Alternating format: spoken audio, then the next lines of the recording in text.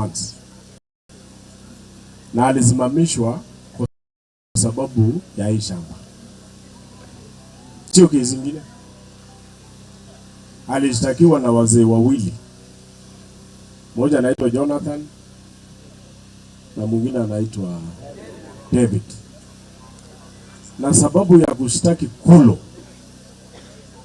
was because of a biased ruling yenye alipeana kwa kesi ya hawa wananchi ambao walikuwa wameweka kotini huko. Hiyo kesi iliwekwa I don't know 1980 something. Na hawa wazee wamekuwa wakiishi kwa hii shamba.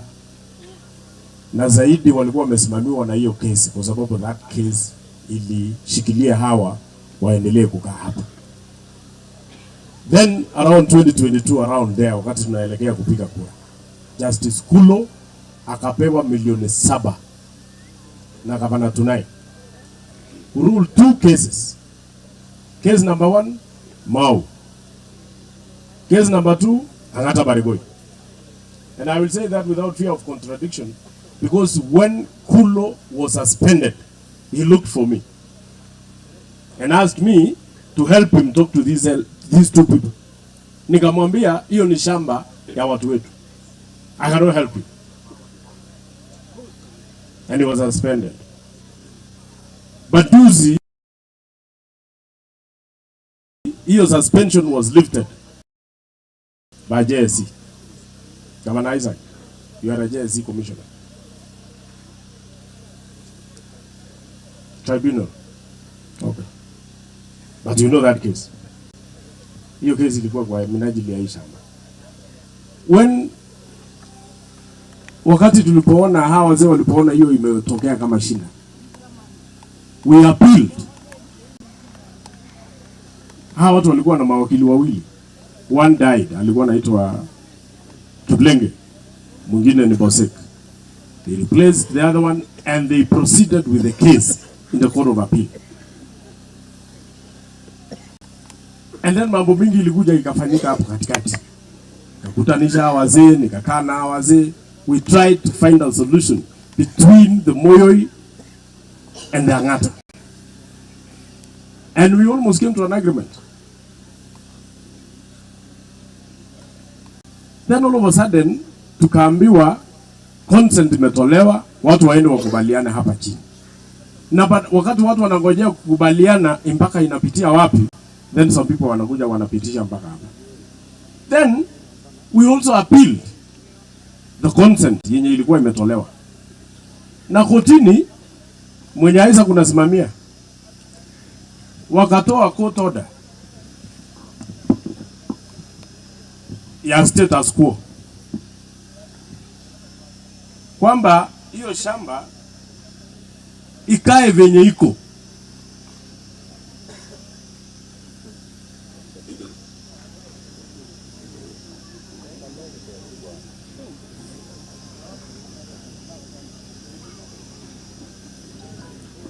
Nataka aisa kusome na upe IG.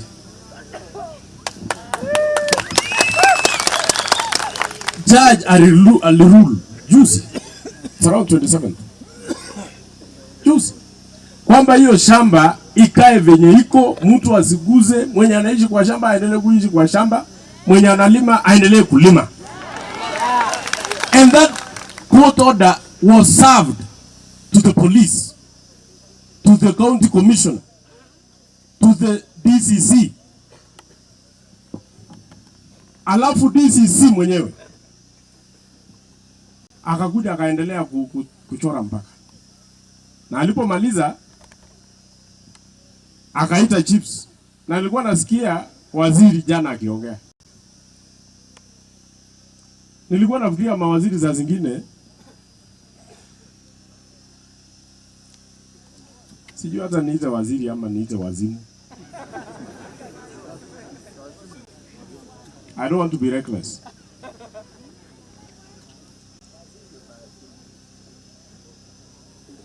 I don't want to be that reckless. But I'm mad and I'm annoyed.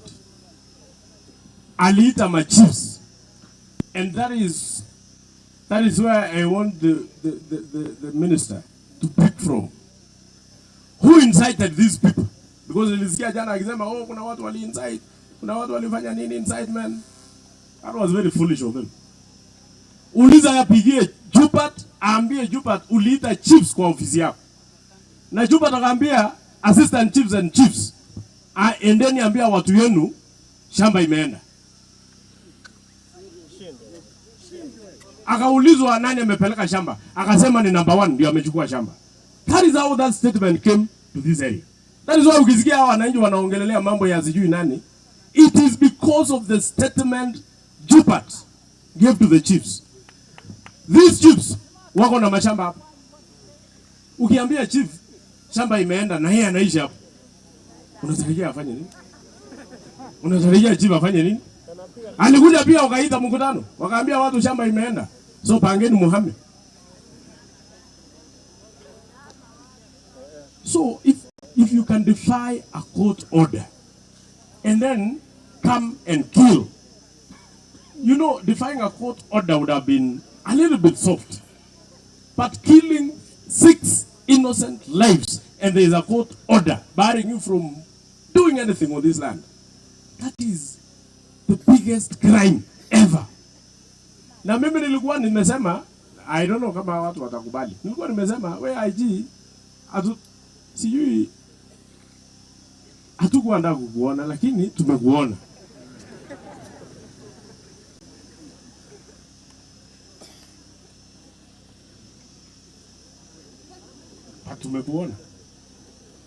Tumekuona tu. Hatujui who you are serving. County commissioner jana alikuwa hapa. County commander alikuwa hapa.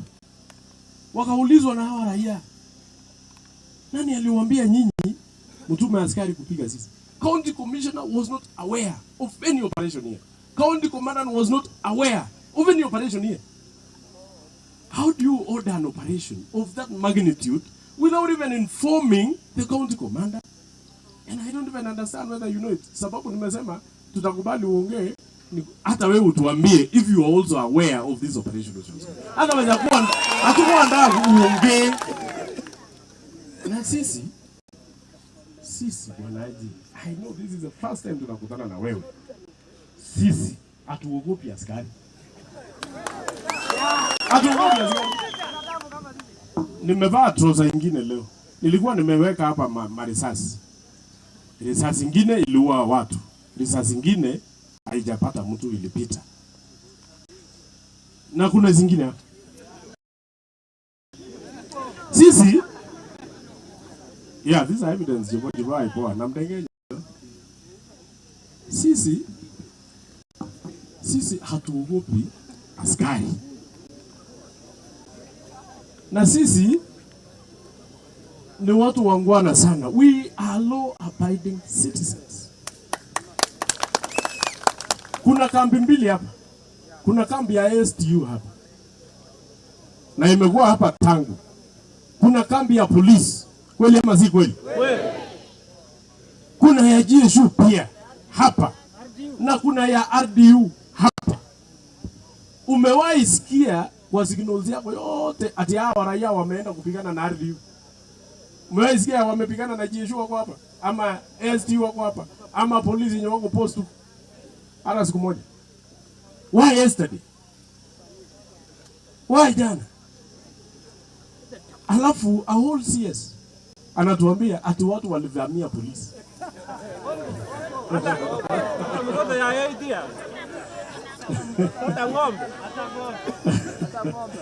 Yaani nyinyi mlienda mpaka Lolgorian mkavamia polisi.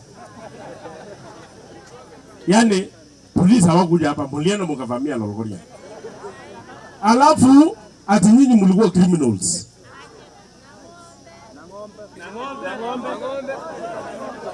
Na ng'ombe alikuwa criminal. Labda watu walikuwa criminal na ng'ombe. Na mtoto ya 8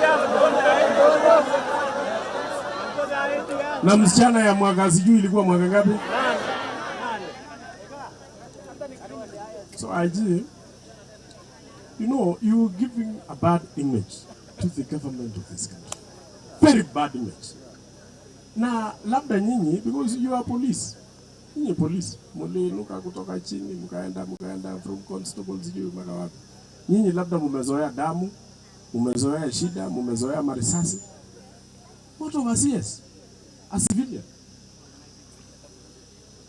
CS is a civilian. He is supposed to moderate, to tamper between you and the people. Yeye ndio anavaa kuwa katikati. Piga simu. Ati simu yake amempigia Jupat. Simu ya pili amepigia Tunai.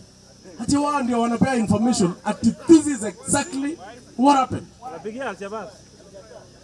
And then I am still also wondering why we are still having Jupat as a DCC.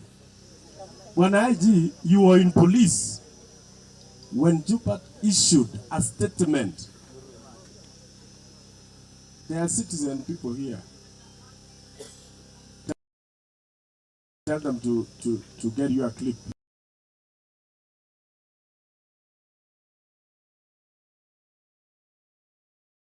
Kwa news.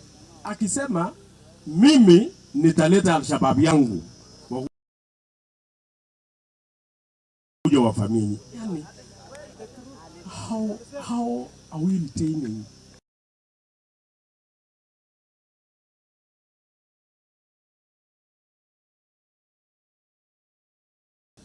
Huyu ni mkubwa ya CCI.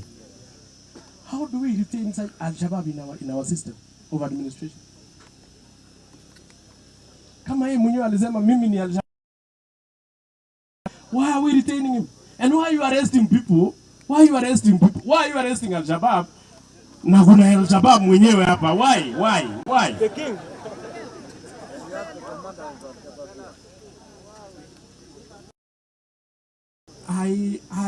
We feel a lot of pain. And you see, we wanted to feel that relief from the government. Government watuambie poleni, tunajua tutachunguza hiyo maneno, although tunajua mwezi chunguza, lakini hata mtu danganye tu tutachunguza hiyo maneno, tutulie. Na tutatulia. Na tunajua mwezi chunguza, tutatulia. But kuna kitu moja I must tell you. I don't come from this area.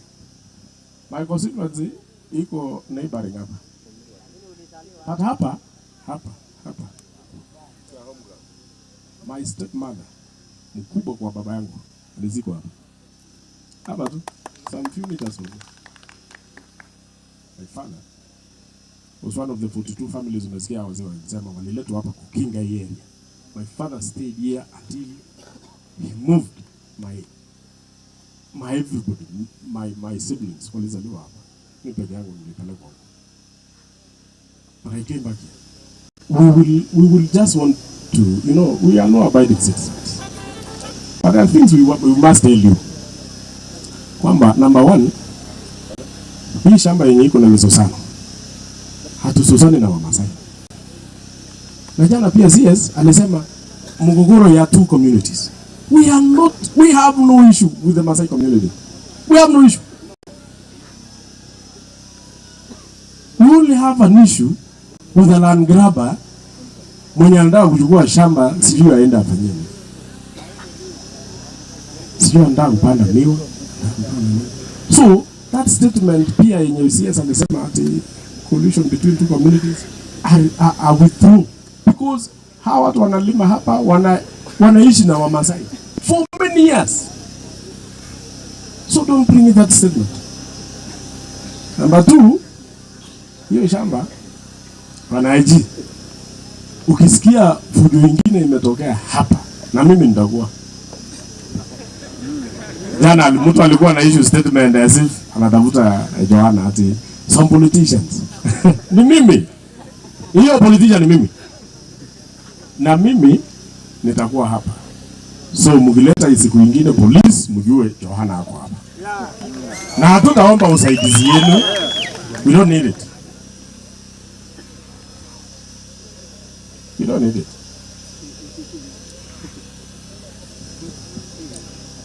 Na mkikuja hapa kuua watu, hatutawaua, lakini tutawashika. Kuna Mungu samtozi mwangu. Hata Juba mimi mwenyewe nilitafuta yeye sana. Jana. Nilikuwa nataka niletea hawa wananchi ajue live. Hii I will tell you for a fact. Kuna gari nilipata hapo V8. Hii ya 34 million. Hata Aaron hana hii. Alaiti ndio hii na baba 34 million. Hatujui ni nani alikuwa kwa hiyo gari. Mimi nikauliza mahali Juba Taku. Polisi walikataa. Nikavunja hiyo gari.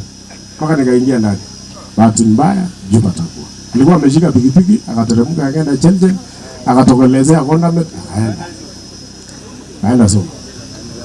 Tulikuwa nataka kushika yeye live, atuambie vizuri. Hii watoto mnaua, hii wazee mnaua, shida iko wapi? That is why as a law abiding citizen, we wanted to arrest him because there is a provision in the law where a citizen can arrest a police officer, a DC, a criminal, anybody. It is provided for in the constitution. I wanted to arrest him myself. Namna hiyo tu. So next time ukikuja hapa na hiyo mbio, we will arrest you. Amambudugi hatutachukua, tutarudishia nyinyi, lakini tutapeleka nyinyi mahali tunajua. Police. So please, don't bring monkey games here. Na sisi tunajua sheria. Mimi ni wakili, by the way. I know you don't know. I'm a lawyer. So, saa zingine watu wanaleta Kiswahili mingi ati wanasiasa. What is wrong? Hata yeye Murkomen alikuwa mwanasiasa. Amesahau. And the reason why tulisherekea alipowekwa hapo is because we thought it was going to mediate between the police, the administration, and the people. Na kusaidia rais. To give him proper advice of what is happening here. What advice was that? Ati bure, nimesikia ati watu wamevamia polisi, ati nini bure, sisi ni bure. Hata watoto wamekufa ni bure. So, Bwana IG, and because you are autonomous, you are a commission, you don't rely on anybody's directive. You don't rely even on a DCC or even administration. You are an independent commission. Why was Jupat, who is a DC, advising or directing police to shoot to kill? And you know he said that. Shoot to kill. And then hakusema just shoot to kill. Aliziba piga mtu kichwa. Enda uone maiti yenye wako mochari. Ni wangapi walipigwa kichwa? Wote 1 out of 6.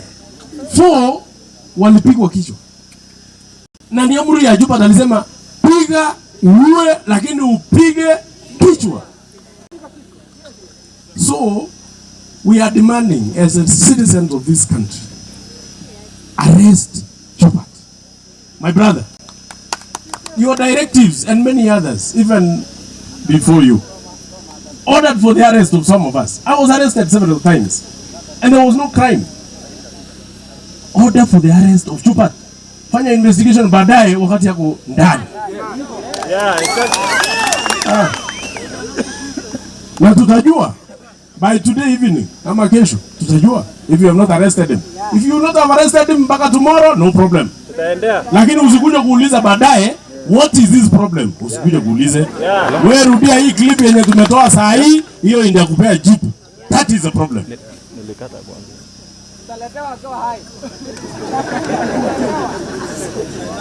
Number 2, hii shamba yetu. As brief as that, hii shamba ni yetu.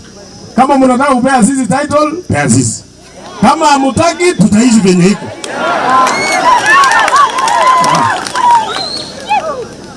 Unajua sisi tumezoea vita yetu na Wakuria kutoka Tanzania. Tumezoea. Na juzi mtu alikuja akaanza kulipalipa hao wakuje tena kukoroga sisi. Ati wateze sisi mpaka tuseme tuhame kwa hii shamba. Watu walihama kwa hii shamba lakini sio hawa. So, and we are not even asking. Jana tulisema na magazomo. Jana hao watu waliomba kwamba hii shuka mbiko hapa. ESTU iko hapa. Hiyo police ibaki tu mahali ilikuwa post tuko ya kuandikisha tu statement. Lakini mambo ya kulinda sisi, wacha tujilinde. Haya tujilinde. Kwani tume, you know, hawa wazee walikuja hapa, walikuja 1954. Mzee wa kwanza, wazee wa kwanza hapa 1954. Hao ngeti hiyo. Yeah? Hao jamaa 1953, 1954. Na waliletwa na wazungu. Waliletwa hapa sio ati kwa sababu walikuwa wamekosa mahali ya kuishi. Most of us tulikuwa tunaishi Kilgoris. Saa hii wengine walikuwa wanaishi Sukubo, wengine walikuwa wanaishi wapi? Mismis, Njibishi. Wakaletwa hapa kwa sababu ya vita. If you go to the archives, the people who were brought here walienda wakachagua wanaume, wakawaambia kuna vita hapa Angata Barikoi kati ya Wakuria wa Tanzania na Wamasai wenye wako hapa. Kwa sababu wamelemewa, tunataka kupeleka nyinyi muende muishi huko ndio mzuie. Na tumezuia Wakuria wa Tanzania from 1954. Kwani nyinyi Wakuria wa Tanzania wako na mabunduki, waje hii yenu hii fake. Uliza wako na mabunduki zingine inaitwa alukusa, sijui wanatoka wapi. Uliza tumekuwa na STU hapa, tumekuwa na GSU hapa. Ng'ombe ikiibiwa hapa, hakuna GSU anakanyaga hiyo barabara. Ni hawa wananchi wanangangana na wao. Nani Kuria mbili tu wanasimamisha kila everybody. Na sisi tuliwezana na hao. Alafu mnakuja kutuonesha marisasi hapa. Marisasi. Nilienda jana and you can even talk to your OCPD hapa. OCPD. Uliza yeye venye aliokolewa kwa kifo. Mimi nikamuuliza usipigane risasi hapa. Hii watu mutapigana na hawa mpaka mumalizi marisasi na hakuna barabara ya kuletewa marisasi, alafu zitakamata nyinyi sasa moja moja.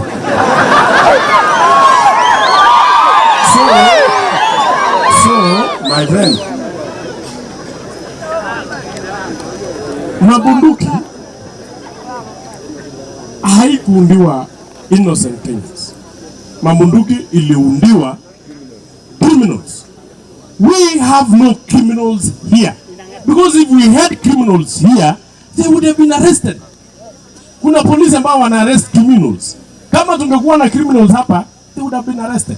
So, ile shida tumepitia hapa, bila polisi, bila nani, from 1953 mpaka leo. Kama tungekuwa tunategemea polisi, hakuna mtu angekuwa anaishi kwa hii. So tume repulse Wakuria kutoka Tanzania mpaka jana. Hiyo shamba hata Wakuria walikuwa wanataka kuvamia kitambo, hawa wananchi wakazuia. Mpaka jana ati mnakuja sasa na mabunduki kutuambia muhame ama ukufe. That was very stupid. That was very stupid. And please don't ever repeat that same mistake again. Enda kamata Bashir, Chupat, Barasa, na DCIO. Na tunai. Na tunai. Yeah. Hiyo tu. Mtu ya lani, you know, wanaodaiwa wanaambiwa kwenda hapo, kwenda pale, kwenda huko. Ya wana shida. Wale watu ambao walipeana orders to shoot, to kill, ndio wanafaa kukamatwa. So, IG, kwa heshima mingi sana, because you also advise the CS, please tell him to keep off these Angata issues. Hakuna kitu anajua.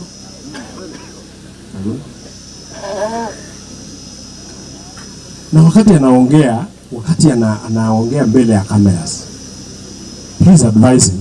You know, you normally ongea with guarded statements because you know things.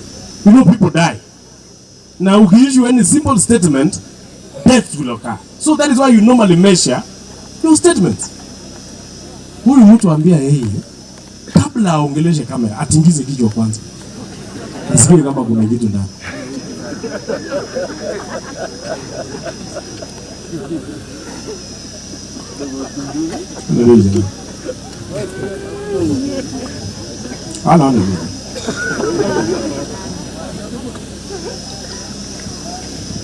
So Aji, we have given you an assignment. You can now go and board the plane.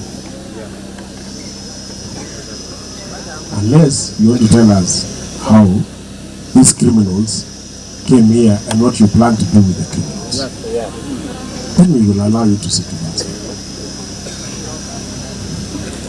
Jambo lingine, jambo la mwisho, kwa sababu sitaki niseme mengi.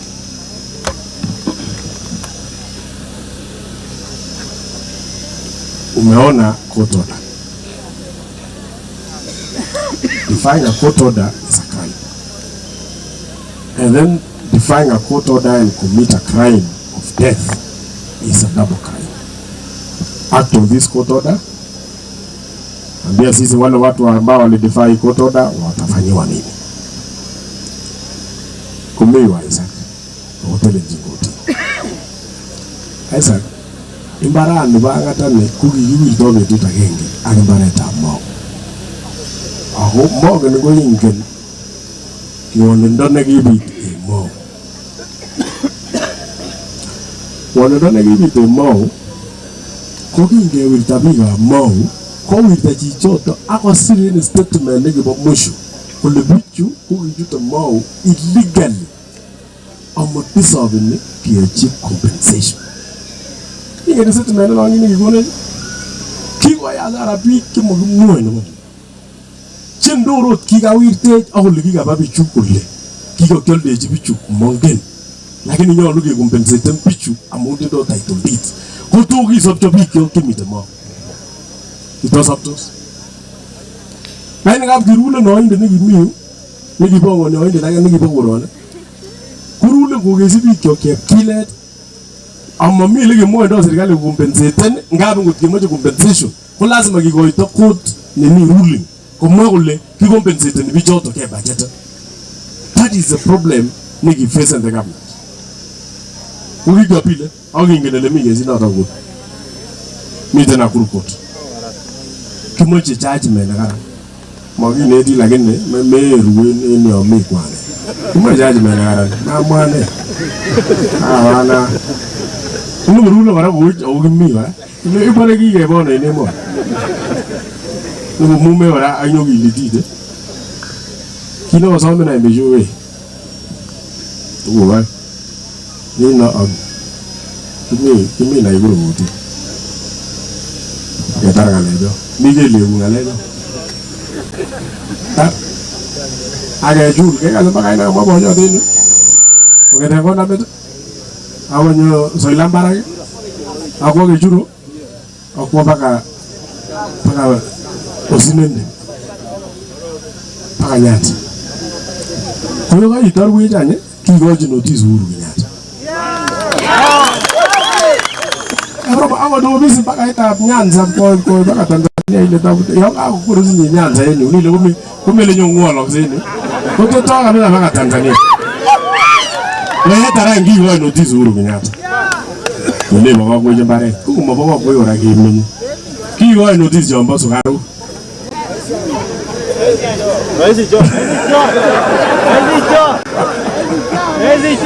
Ni wa notice jomba sukaro ko ngele lora Kuku kemenye ogo factory no.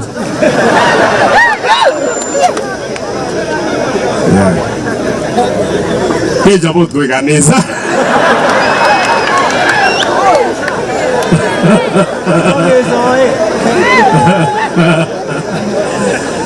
Anganea one. Kinge menye ngorane ko mingin mo yuan. Moyo wano bagi nyise karibu 300 wa bingu. Moyo wano. Oiga beru gwe boys. Otwa ola ya la ina matoti. Angata eleme moyo. Nigi tiage nene. Zanejo. Momoja mo ni details. Yana gitogile. Anga lugu wana miu au lugu ina mimo. Kumi geliwo kwake kwa eje kondo ko mama geti ngalngisia soiti Amache kityo kele ngap ka ngololwech ko komaketinge ngal zaidi. Ko kityo ko jenga age tugul ngomnot nenyi. Lakini kumwoe chulenje oyomenge nebo bororiet amun ne borioshek chemiemet. Asima kitigen chechang nongeni ketinye. Mono kot kumolimi sikemwoe kora laitoriat kelenjin koi machobo kyo tiechireo ngalen kunyose kokage makorae ko yai tuguk cheborone rekindi. So angeba kuno kuna wich amache ongetu bige mireu wanaji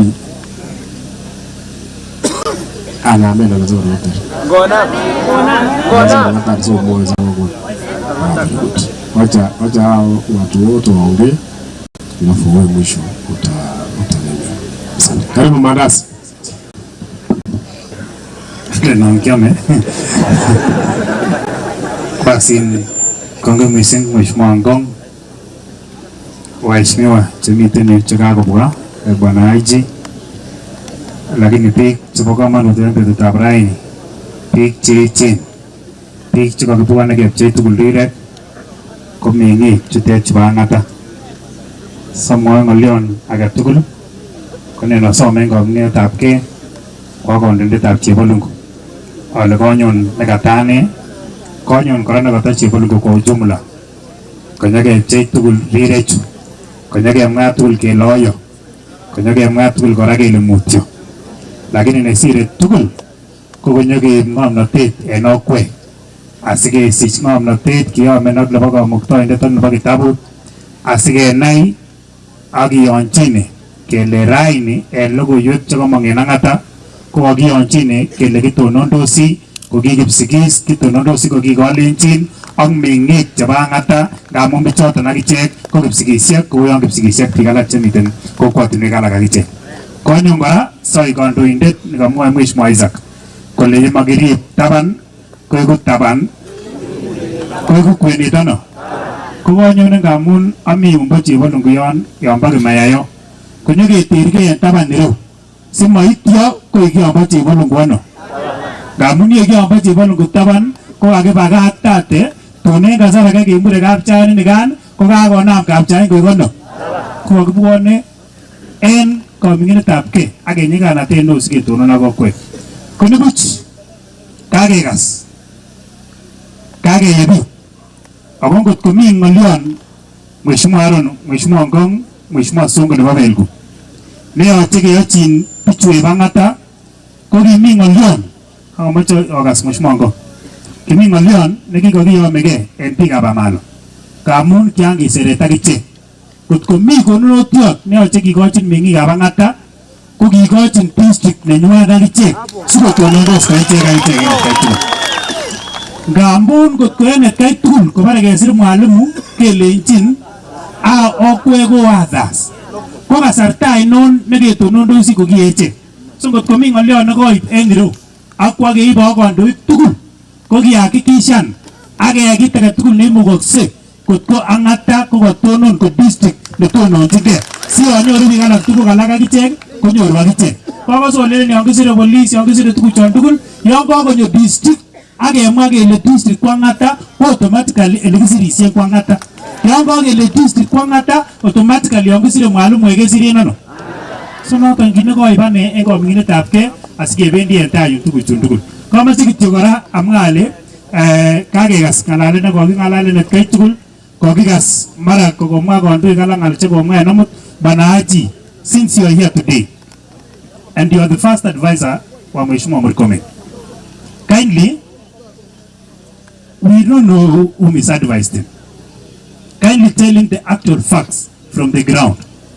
And based on the actual facts ambayo unamchukulia, kindly tell him again, asisitize, asione aibu, aende tena kwenye alisema hayo maneno na aombe msamaha na withdraw yale mambo ambayo aliyasema kuhusu watu na wananchi wa Angata. Alane ngamun eche kongeten yun tugul ko yache ketienge biik chemiten ano chemiten barakiat ireu komakimage wasten kele kalyan lakini kimoche kotko ko misadvisen ngamun kotok kele chito nekobo ngalechukan tugul kokochichikan kiptengekyo nemanyalu ot keng'ololen kotokeng'olole komiten kotonone yache keng'olole sikwosti korong komiten ko omamache akilke amwa chechang amkamwa kusis kole kerkong'etab meet ko ne masire tengek so matona sirion amache alecho kityo poleni sana kwa MP nebo Chebolongu ketonon ak okwek ako kakiyonchine en kaburet eraini kele kandoinatet tugul nebo Kipsigis kotonone ko Kipsigis iman alamaman kongoi missing ongobirro kamuktaindet. Thank you so much. Pass. Kongoi Mandas. Amache ketach Mheshimiwa Nelson Koech kuyo Pelgut constituency. Karibu ndugu. Pass kuyin. Nata nokwek tugul. Kabure mengi Angata Barikoi. Nana ndo unenga liota aya. Agali mutio. Miten waga konyil somo. Mi waga nenegas kumara kabire ke lagok. Kumakitwau te konye kiteni la lagok en yoji katangoi. Mi waga nebire ke kopchi. Iko samara kawacha ke ako sisike. Waga ni ko was. Ni ko bamut koter en wagok tugul chekikekas. Ako ni kaai kebwarai ni rou ko kibororietab Kolenjin aka mi rou en tuguk aeng. Neta angamun ak Kipsigisindet nekikiyas ang'wan ak nebo aeng andamun ak kandoindet ab emoni ak kakabwan sikekanap masikoni ak ketebenge kele kabarane kikolenje chukinye ongyam ngwek tatun keng'etyini bany ko kalyan kakeng'etyi banyek komakyome banyechu ak kekere banyek kukwale nenyo serikalit ako lazima nyikemwae nirou ak ketu imanit kotko ngemanda betutab raini ko kakonyor chi Kipsigisindet nebo Angata Barikoi imandanywa ako kamwa komie amakimondoi en chon king'oleke kikeyai kasit neng'wong kotokokoit kemwa kechek kele aticha ngwamen yoto kikimi ng'alek mau kot kiyai ko Harambee ko kiam ujumbe kasarata kodochin Aron Nyang'ong komut tebik ke Harambee kele kinde uyan biik koumen kiten sikoron kinyoru serikalit nikechengyi kikingen maya kotumut ketar komasin kunyukotyochi kora nekikoratak en iru kong'eten 50s komakome takomi chi nitanyokoime chi en Angata Barikoi ako namwok raini mokasen chito age kakibwan ireu okamieit kiyangae Kamalan kotuyeke echek tugul kandoik chebo bororiet kimache keng'alal kipkutina ko kibororiet ab Kolenjin ko ki kandoik ab Kipsigis ak kele mami chi netakomando en Angata Barikoi iyai Mungu sinyeti achek kiyoni ndamun nango nebo sengwe lakini chubo ng'wenduni tugul komatimane chito en koreng'ung nenyo serikalit ikuren yoto kongoita kelenjini bakelenen nenyo serikalit kimae kotok ako kakibwan ireu ko kikandoik asikemwok imanit kele kimache ong'etu asibikiyeset en komosi ngot komi chi nemara kiyaa keng'al ak kiame rabisiek chebo mbar bahati mbaya kobokocheng brokaek chekiame rabisiek ak koonatke ak tiondonyin wendi moeter kwo mbaret ano mami mbaretab chi netakikoito en koro amat ko ako kakibwan ireu asikemwok imanit akamun kioseretye ak kekeren timin kokoterit wakani kowach koker kakeng'eten baka olimbo Belgut kakomwa boyon akenyu kolotechek konandam keng'oeke kin tukuchu tuko matinam kainutik kokikeng'ake ketere tabanwek oterwek chebo Tanzania kuitu chito kolenen inakte iwondo iwendi ano ingoek mwisho parani kokibare biik amaita kekas beshiet en Angata Barikoi aiji hawa watu wamesema ile maneno ilifanyika jana, ingawa bado tunaomboleza na mimi najua upelelezi inaendelea. Tunaomba haki ifanywe, na hata wakati haki inafanywa ile ujumbe ambayo imetoka Angata Barikoi ambao wanataka ufikishe Nairobi ni kwamba hawasongi na hakuna mahali wanasonga, kwa sababu hii ni shamba yao na ni haki yao. Na wamesema kama iko mtu alikoniwa kwa hiyo shamba, bahati mbaya akanunua na pesa yake ikakulwa, basi aende atafute wenye aluziana huko nje, asikaribia hapa. Anane Mungu wamege akoko wanyo na kwa kimite gondo ane a chairman nebo defense intelligence ak foreign relation ingesire kaya engenyini metien jono ngolone ngale ga boundary amma jengesire kaya koboto Angata tegesire ako jongo masame jongo makisame kutko masabi kyo gemite sakali ko sabe ngenyita ni kutko masabi kyo gemite William Arabu to ko bibi tuna sabe ne man matonge ngwangeliep embi kyo kiyo ywe manda matonge ngalbi kyo agire jore ta ko kiyo ywe manda matonge ngalbichu tegibri wegura kutko rai ni gemi sakali asiko aroni kitute batai kutke bare lago kwa pikwa matkwagi leu ni besie ako giashir ko gete ngwanduni ako kipsangwet kole ko na mwisho ndo babu maunata kweje ona oloti nyemureni kange bwana ro go pa ko majoroge solaja won legene ni juju magi legene kage bwana sige tio ane go kipkeli net keton ngwen ko le gimite mugeni ne gitete ole mengda ba kuna teta ko leji ko kage bwana ro sige mo man kiribo ageribe mandangwa yagarung ne gwe na ro kimaje ge mo ngi tugele ge mo ajini president anga mungi serikali ko mami yitanga to gele ne subo mo aita kimaje ge ratke ko wale go ratete ge ni ro age ngolioni ga omwa age mo ajini ba maywe kelenji pendi maywe anaisa ruteret agutebiga bagata tuku kwata kwa ba maywe anagotera tateret agosabja je bano asige taret ako gongoi en ngongini engasi ni goyam kongegere no limbo Nairobi ko bite metete mani lei miga mati ga engu chuko asa bae bal kabeza ko rasue ako lagali ano Mungu si mukili asi mutweka ngata kutko ginyi ge tere to sine tienani miga bangata me osere to sine nebo ngwe nebo mwisho ni amaita ge se kubetu tage kenyi ge moye ngale gabrire nangi se good konyige moye bae boye ke bwana harusi ke bwana sirisi tabi age moye tuku kororon chebo bandap tai ene mane Angata ama kwa ga tugulemye ama kwa myeda kamuktainde abonge tunemye chichengo kendi kigamba chere nwego mosi abo limboyi kericho ulikubare chimamul very good kanene na saidi kusongo na ngeturi apiga pite totabar kwa kwezi na baro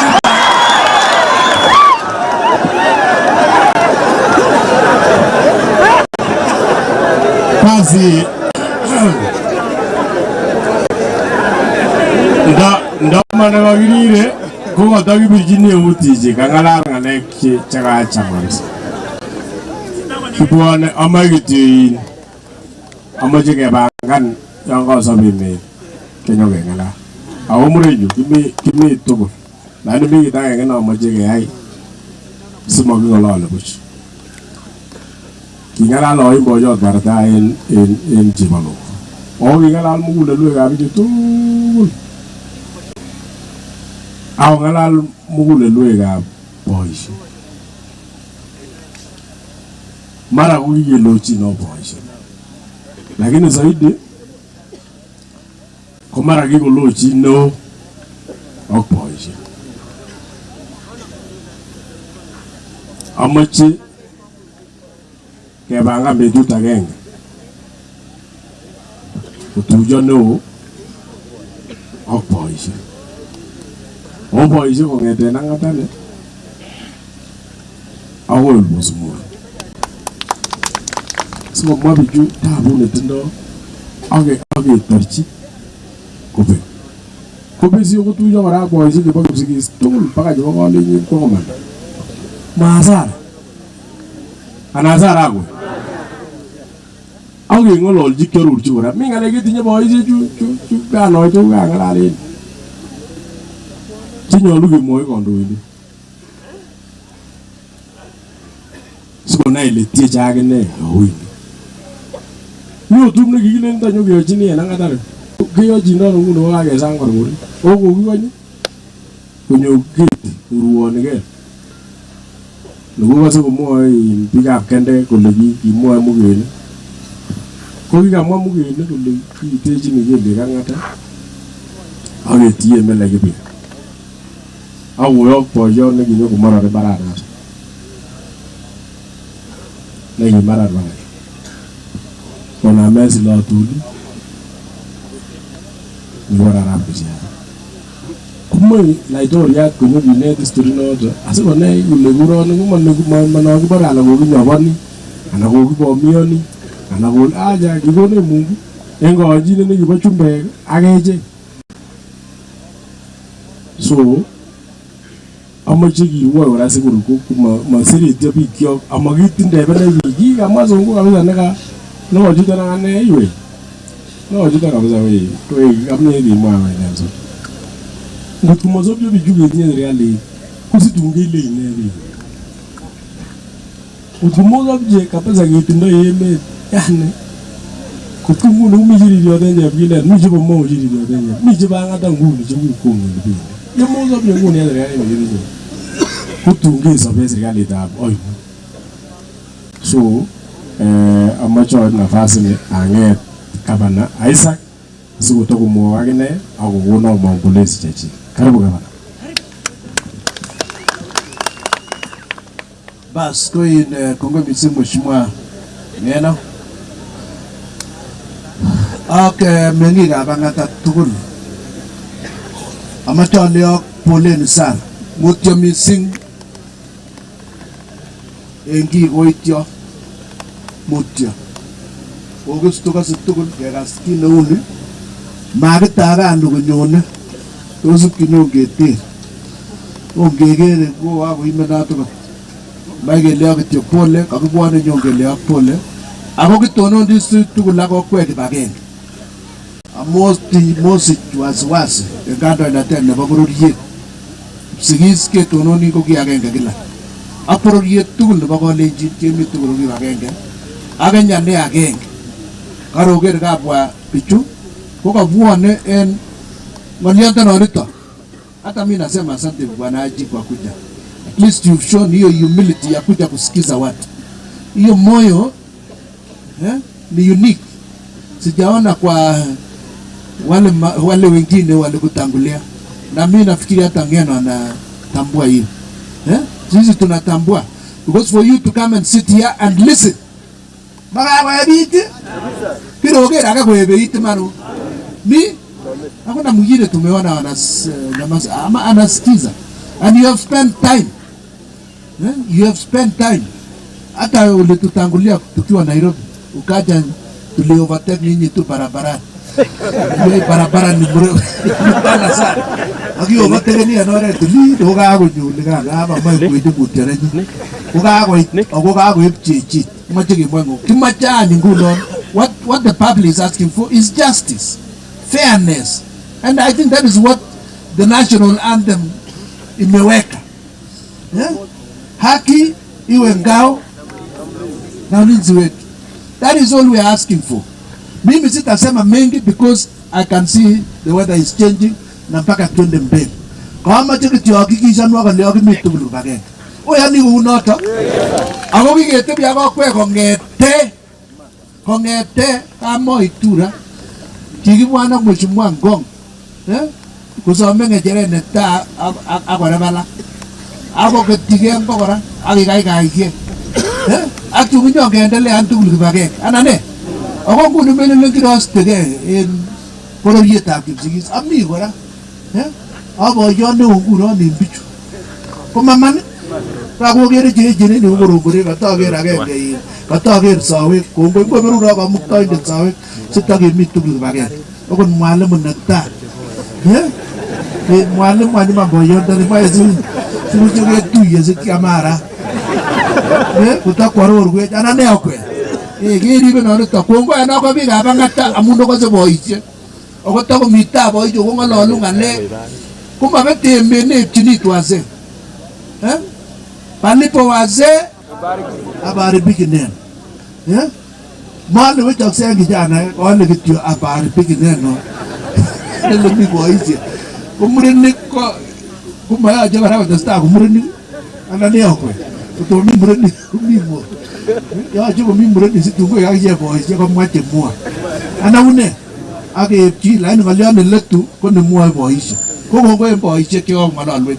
Amache anyolyo poleni korchom tinye shida kemi tugul kibagenge ot betunikan kokaromwa kebwone.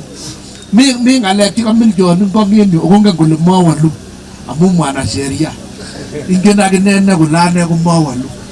Ane abure kityo kwenet karakas kityo lakini mowolu we. Okasan no? Mongen kityo ng'alecho. Komwa kityo ale okero okaso. Werikani koman makitiach kitiach sheria chebo Kenya ko inoibu malalamiko keleni chito arorun yatemene kora iker kele mochobok kikoite kechengchi cherwokyin ko kirwokyi chekebore tribunal akochunda ko makititosi yo kachunda tribunal maeche machesi yesi ukikikoit ko yon kakochunda bichoto kere atestai kasit iyakeleni kityo matkorikiro anan ne okwe omatoketan amwa ng'alek chechang komoche kityo ale tesetai emet ko agenge nebo emet ami yun arepresenteni public ami jesi arepresenteni the public kwa hivyo ko kanamak anyone ae biik sawa kityoto yon kiyoe chekiyoe ngo amwoe chekamwoe public anan nenyi public ko maakweko ko kwa hivyo motinye kan mimi sina maneno biik cheng'olole ng'alek ko kwanani kookoite koba parliament ak senate hawa ndio watanena na kufurugana na kufanya yangu ni imewekwa nyororo na katiba ya Kenya. Kwa hivyo kotini tutawachia waamue vile wanaona anagoma jamaa ita website bauna nita lazima watende haki na wape kila moja haki yake. Asanteni sana ngoberura kwa muktari tukaenage situnanyumbuzi homo machangi. Haya sasa ongetani mheshimiwa seneta karibu. Bas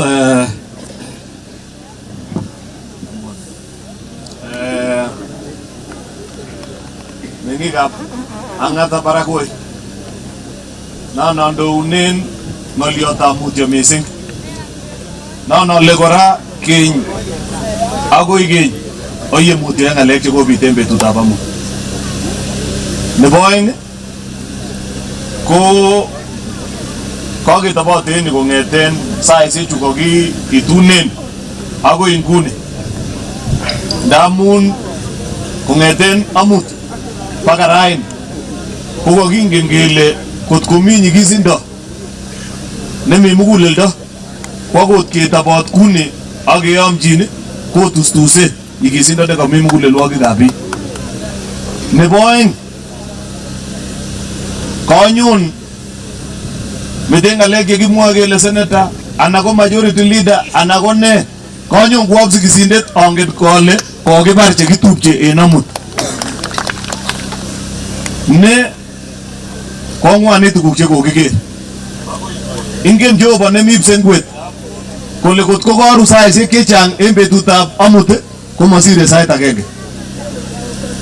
Kwabwoti akobo bichon tugul baka lakwanan chepto nebo kenyisiek 7 nekole kokimwo.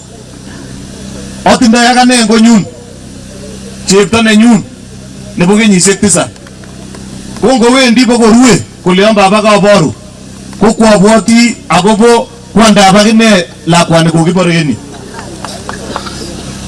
Bikyok kwawe kitanda ale acheng ruondo kolenjo kot ko kwaru saisiek chechang masire sait agenge. Nyigisen ako ng'wonen ng'alek chekotestai en yu ako maraisi. That is why kaker ale bo komonut keitun komi barak ng'wonindo komwoe biik tuguk tugul chemwoe ngwonyin ngong'wonen keitu ak kebwan ak keng'alal tugul kibagenge. Oyomoche ale mutyo bikyok poleni sana. IG, rafiki yangu, umesikia yale ambayo wananchi wamesema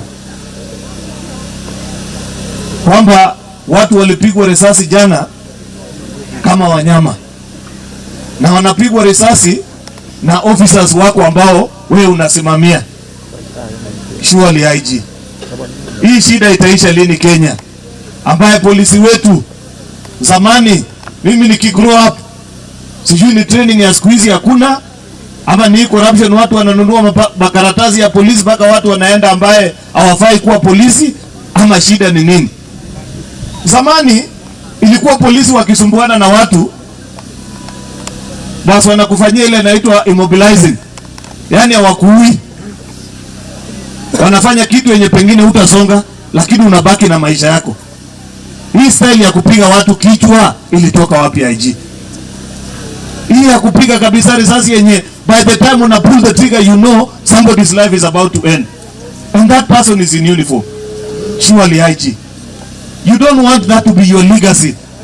You don't want that to be the thing that your children will remember after you have left office, that you are a commander of a killer squad. IG, don't leave this place without taking action kwa wale officers ambao umeambiwa. This year, I mean, hakuna kazi yako hapa. Kazi yako wananchi wameshafanya. They have already investigated na wamekuambia ni kina nani. Wanajulikana, majina yao inajulikana. Kazi yako ni rahisi sana. Shika, weka jela, wapelekwe kotini, wafungwe maisha. Honestly, look at even the kind of things people are having to say. I'm sure even you are at pains to know that you are the man charged with providing security in our country, but now because of these errant officers, wanakuchafulia jina, wanachafulia serikali jina, wanaharibu nchi yetu. As you sit here today, people are not happy. IG, it is my hope that when you arise to speak, utatueleza vile ni police station gani watu wanaenda kulala wakigojea kuelekea mahakamani, wafungwe na mambo yao ikwishe. Huyu county commissioner, unajua mimi nilikuwa nasikia watu wanasema ni ACC ama inaitwa nini, hata sijui. Sisi waje tu mlisema jina inaitwa nini? Chubat. Yani Chubat. Hii mtu hii nafikiri kama shetani aliumbwa, yeye aliumbwa mbele ya shetani alafu yeye sasa. Because when you are a discipline officer, ingekuwa yeye ndiye angekuwa anakataza na kujaribu kuongelesha wananchi, kuambia tafadhali tutulie, tusikue na shida ile inakuwa.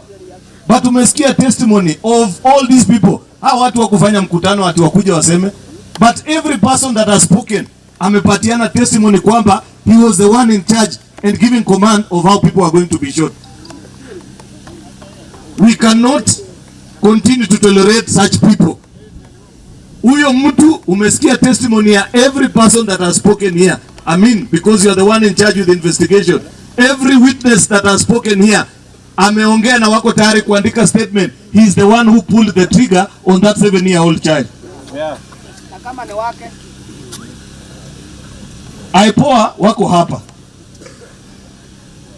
Mheshimiwa Ngeno alikuwa amesema anajua investigation haitafanyika. Hapa na roho yangu iweze kubali hiyo. Hatu watu 6 wakufe na wanajulikana ni nani walipiga, si ati ni adui, na wako tu kwa Kenya hii wanapumua, wawachiliwe hivi hivi. IG bana, it's not possible. Hiyo hatuwezi kubali. Ile ambaye itatokea tutasema wacha itokee, lakini those people cannot rest easy. Justice, yani ndio roho ya hao watu. Unajua uwezi kurudisha maisha. There is nothing that can be done that will cause the pain that is in the family and the hearts of these people to go away. But at least to make them feel some sense of justice, action must be taken, and swift action immediately. Tunataka by the time tunakuja kufanya mazishi, hiyo watu tuambiwe wameshafika kotini. Ndio sasa angalau tunasikia kitu inaendelea. Na hatutaki tena ile ukora ya kotini. Our judiciary is also becoming notorious. Kwa hizi cases za extrajudicial killing, mtu akistakiwa inaishia hapo. Anazungusha kesi, baada ya miaka 2, 3, 4, 5 unasikia ati wananchi walisahau. Hii tutafuata mpaka tuzeeke tuwe na nywele kama ya huyu mzee.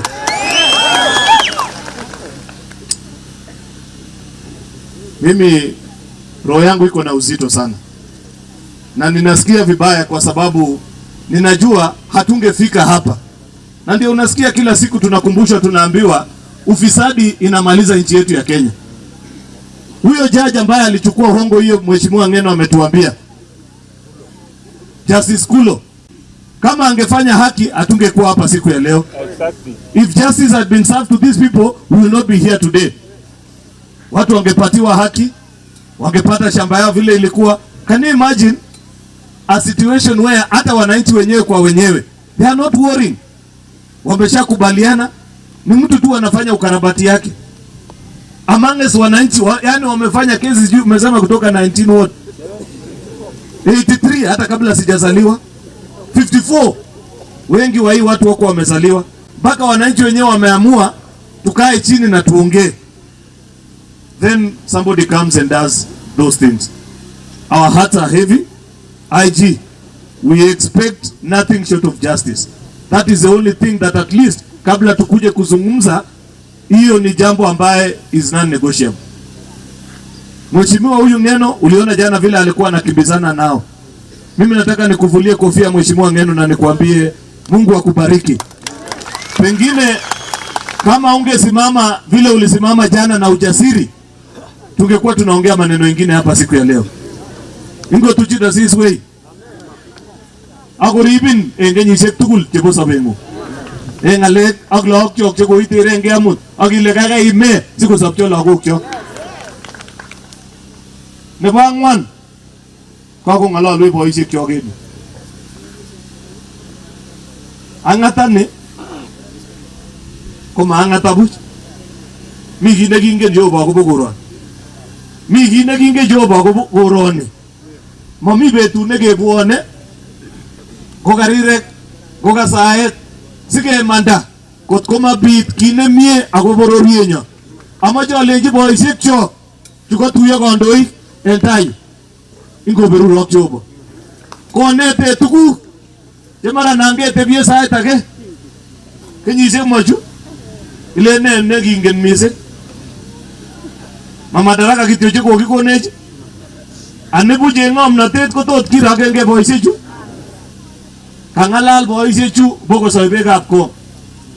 Kole lagok chok mongopchei ak tuguk chemengech. Akai nole kokakechutech ak kebunjanech ak kebeku kokimsikisiek oonoti tuguk chemengech ak kosirsirekei ak ng'alek chemengech. Kakas kursonon ko agenge en kandoik chebo kayu chebo kipsikisini. Ongimutyon kinyeketar sabaritab tupchonik chok kechengwech ak kikerat makoraek ak bunik chekobarech kinyeketobote kora ak kisub ng'oliondenon nekamwoe boisiek chok. Mokoiwet yu ma en olda age. Kong'ololwe boisiek chok ng'alek chongen ole chang tuguk chemara sait age makimwoe, lakini ngong'ang'wech metit boisiek ak kokerech kinetigei ak kenai kele mi kiy nengen boisiechu. Chang tuguk chekikoker en kenyisiek chechang en let yuno chemara tom kenai akotechek biik chekemengechen. Ara biik chok chebo Angata, anyun ng'alekab mbaret. Ng'alechu en mbaret ko kiakose netaa ain kakibwan kanisa nekit arawek ata, aeng somok. Ki kanisa ano kikonaityo ng'ololi boisiek huyu kamwoe programa bara ne bonde kai Wilson kole kiochakte mi ng'alek chekimoe kemwoo. Ko kiakose kityo ng'ololi akomwoe ole mi ng'alek cheng'wonen chemi yu chekemoche ketotionwech. Kaketobot any en yu ak kesir ak kekas imanda ng'wo nanan kemwoo. Mami ile kebendi, mami ile kebendi. Okas akokas komie koten okemwa Mheshimiwa Ngong ile kot kowek bichu imi nana tesuna nyole meteju kibwone ngoro kitu angechangaitu betunoton keungake ak biik chok ake konyor haki nenywan en sheria. Kora ingen akinye sheria ile chamdaat akot matiko meenda kartasitab mengotet mi nekebore advanced possession, yani kiimeny kenyisiek 12 kokikobunchi mising ko emet neuni nekitie Jehova kingochobe yekingotar ko echek chekikisubi. Ko ng'o chichi moe koek brokayat en kwenetab Jehova ak echek sikomwa kole kimieno kenyisiek choton iko tugul? Ng'o chichoto? Hapana, mokiyoni ng'alechoton. Ako amache asom kora kuni kemwa mheshimiwa Ng'eno ng'olion nekayan ako kamwa kandoichu ko tugul kole boisiekab koroni akot ko boisiek wenyewe chekasome mwalimu en yu kole ochamwech ine ketuyen Kimni ak president bore lakwenyon nebo gaa kekergei konda en koda siketeben kele ii nekokile inye nekoib mbaret o sikomwochi boisiechu ana maunoton ako ii ingele kotatebengei konokero akase kemwa kele kaleni kokwo kwang'es ale kong'eten ano ng'alechu komakamwa ale chubote nekai nekomwochi kirwokik kole kingendes yekakomwa kirwokindet ii koma ng'alekab serikali choton. Ng'alechu komambekech kunon kibwotoi amege kokaketar ng'alechu siketar ine komie ko boisiek chok tugul okwek chotobotosi ak okwek keng'alal ak okwek pamong'osikuchu kachokchu kong'ololdosi en yu otuye ak korwoch Kimni soteste ng'alekab mbaret, oteste chu kabo kasisiekab lagokab koroni, oteste ng'alekab meng'otet ak tuguk tugul chokose ole omokchinigei ongironing'wong. Serikalini kosikomi kole president inendet ko kurandeng'wong komi orit. Kot kiisto kurande noto komomi serikali. Unoto ama unoto? Akesu kokamoche kityo asom biik chok kole ayie konyikisekitu ng'alechu. Kamoche kityo asom ole ongitustus nyikisindo nemi mugulelwogik kyok keker kele kakikutuny ak keker barak kokose kipsengwet kesom kole oyewe Jehova ikoek lagok chok chebo mwisho chon kokibetien amut ako meng'otetab koroni. Matitokobit ng'alek cheu chok sikenai yekakirwoch bare kaborwe mapisiek kamwa ole moe ketar ni kesiptegei kelian kekoshinechi ng'alekab mbaret en koroni. Nebo mwisho kabisa siokesu komoche kora asom brokekab siasa chengab sait age koker rirek chekabit en ole uyu kokosikyi akichek asikosipto agendas chetindo ako biik alak. Ingenanum kokere sire lion Angata ni netaitu ko kanisani nebo oeng ko ni betut ni Ibrahim inyoru brokat kasire Facebook kole mongen ot ole bare ne factory ni ng'olole kale kibare ne Angata kokere ne chokere netai yukinyi loko lion neng'ung ko ni kono ni noi ngele chepyoset ko mane ana kibestoso bara agenge yan kale chito nye chepyoset ng'ung nenyi kiti koma neng'ung. Ng'alek chebo rirek cheuchu ko mat ko testa biik ng'alekab rokanatet ak siasa chekiting'engei. Icheu ko komi ng'alekab rirek tombe atije koroni mongen factory chuton ni Angata lebo ng'o inyoru michingat kasire nyon lakini kwole ngorwo chipsegwet akobo chicho.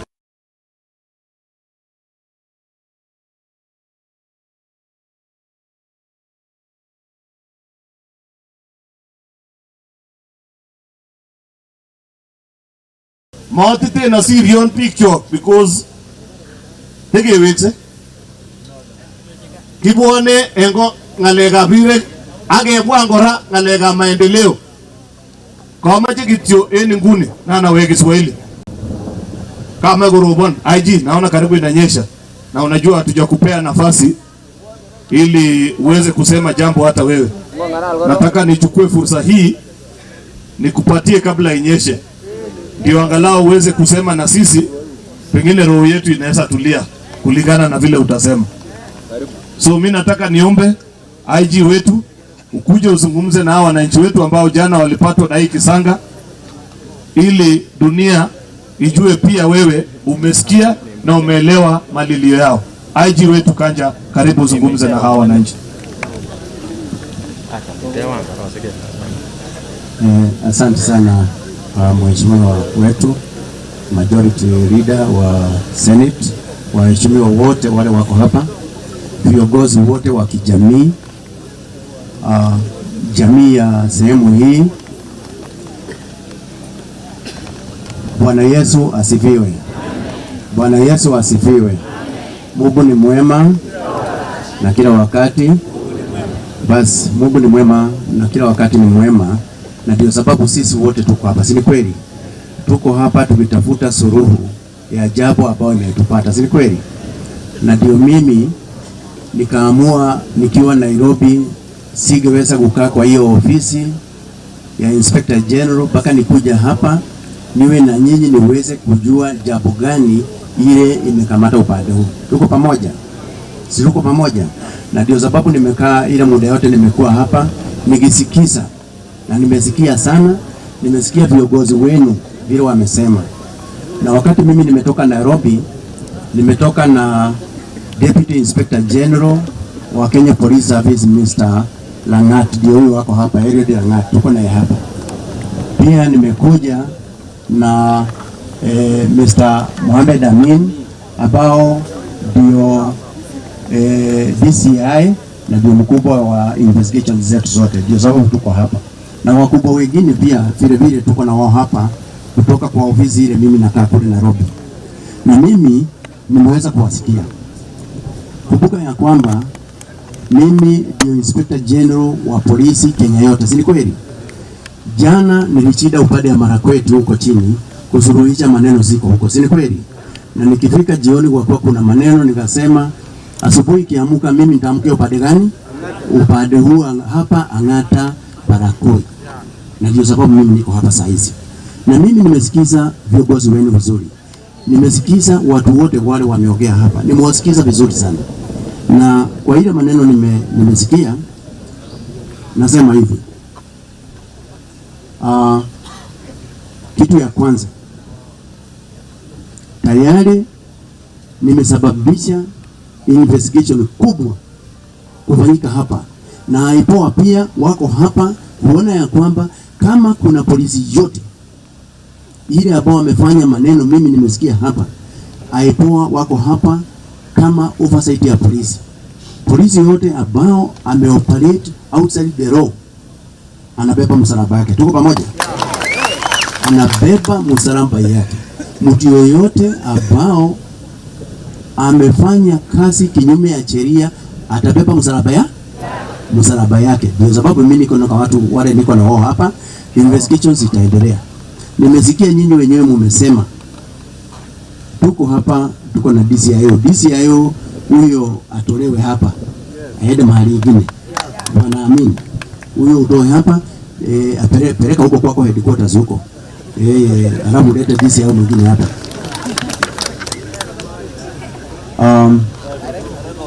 Huyo to atolewe hapa, ulete mwingine hapa. Ulete yule atakuja kufanyia wananchi hao kazi. Ile kazi inatakana kufanywa.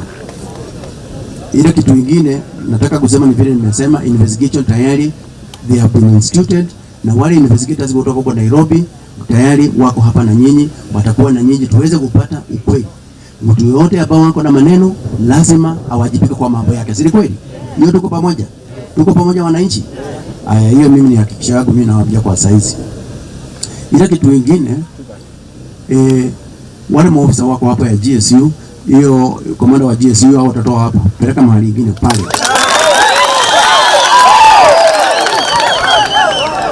Hao watatoa hapo, peleke ile mahali nyingine.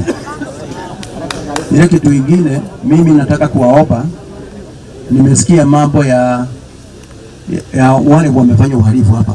Mtu yote ametajwa amefanya uhalifu, yeye atabeba msalaba yake. Awe nani ama nani, abebe msalaba yake.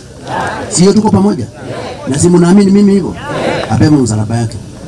Ile kitu kingine mimi nataka kuwauliza wananchi na kwa heshima kuu. Nataka kuwauliza mweke amani. Mweke amani, maana amani ni jambo ya maana sana. Amani ni nguzo ya muhimu. Na mimi nawaheshimu sana. Maana hata jana bado mliendelea kuweka amani, si kweli? Hata mambo ikiwa gumu bado mliendelea kuweka amani, si ndio? Tuende kuweka amani, na tukitoka hapa mimi nawauliza, na ni kwa heshima kubwa sana, nauliza kwa viongozi wenu kwa heshima kubwa sana, hii mabarabara tufungue, biashara zetu ziweze kuendelea. Tuko pamoja. Tufungue barabara ndio kuwe na movement mzuri ya sisi wote. Tuko pamoja, sio? Na mimi kama Inspector General wa polisi nitafanya juu chini kuona ya kwamba polisi yetu inafanya kazi ambao inatakana ifanye kwa mujibu wa sheria. Kwa mujibu wa sheria. Ile mtu ambao atafanya kazi kinyume na sheria atabeba msalaba yake peke yake. Hiyo tuko pamoja. Kwa hivyo mimi maana naona hali ya anga inazidi kuenda vile inaenda, mvua ndio hiyo. Nataka kuwauliza tuendelee kuweka amani mahali popote tuko. Nyinyi ni wananchi wetu, nyinyi ni wananchi wa Kenya. Si kweli? Sisi wote ni wa Kenya. Sisi tunataka amani tu.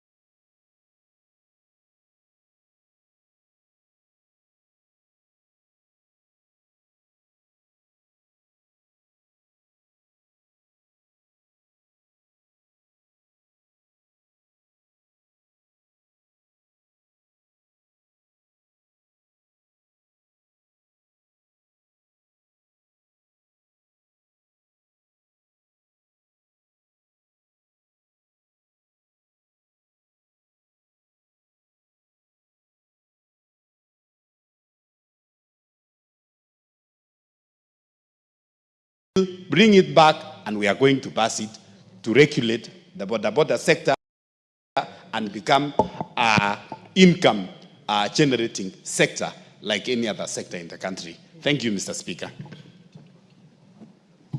The Honorable Peter Irungu Kiungi is recognized. Okay, thank you. Thank you very much, Mr. Speaker. I start to support the withdrawal of the motion of the bill. And Mr. Speaker, I want to question also still how the bill went all through the process and it came to Parliament from Senate without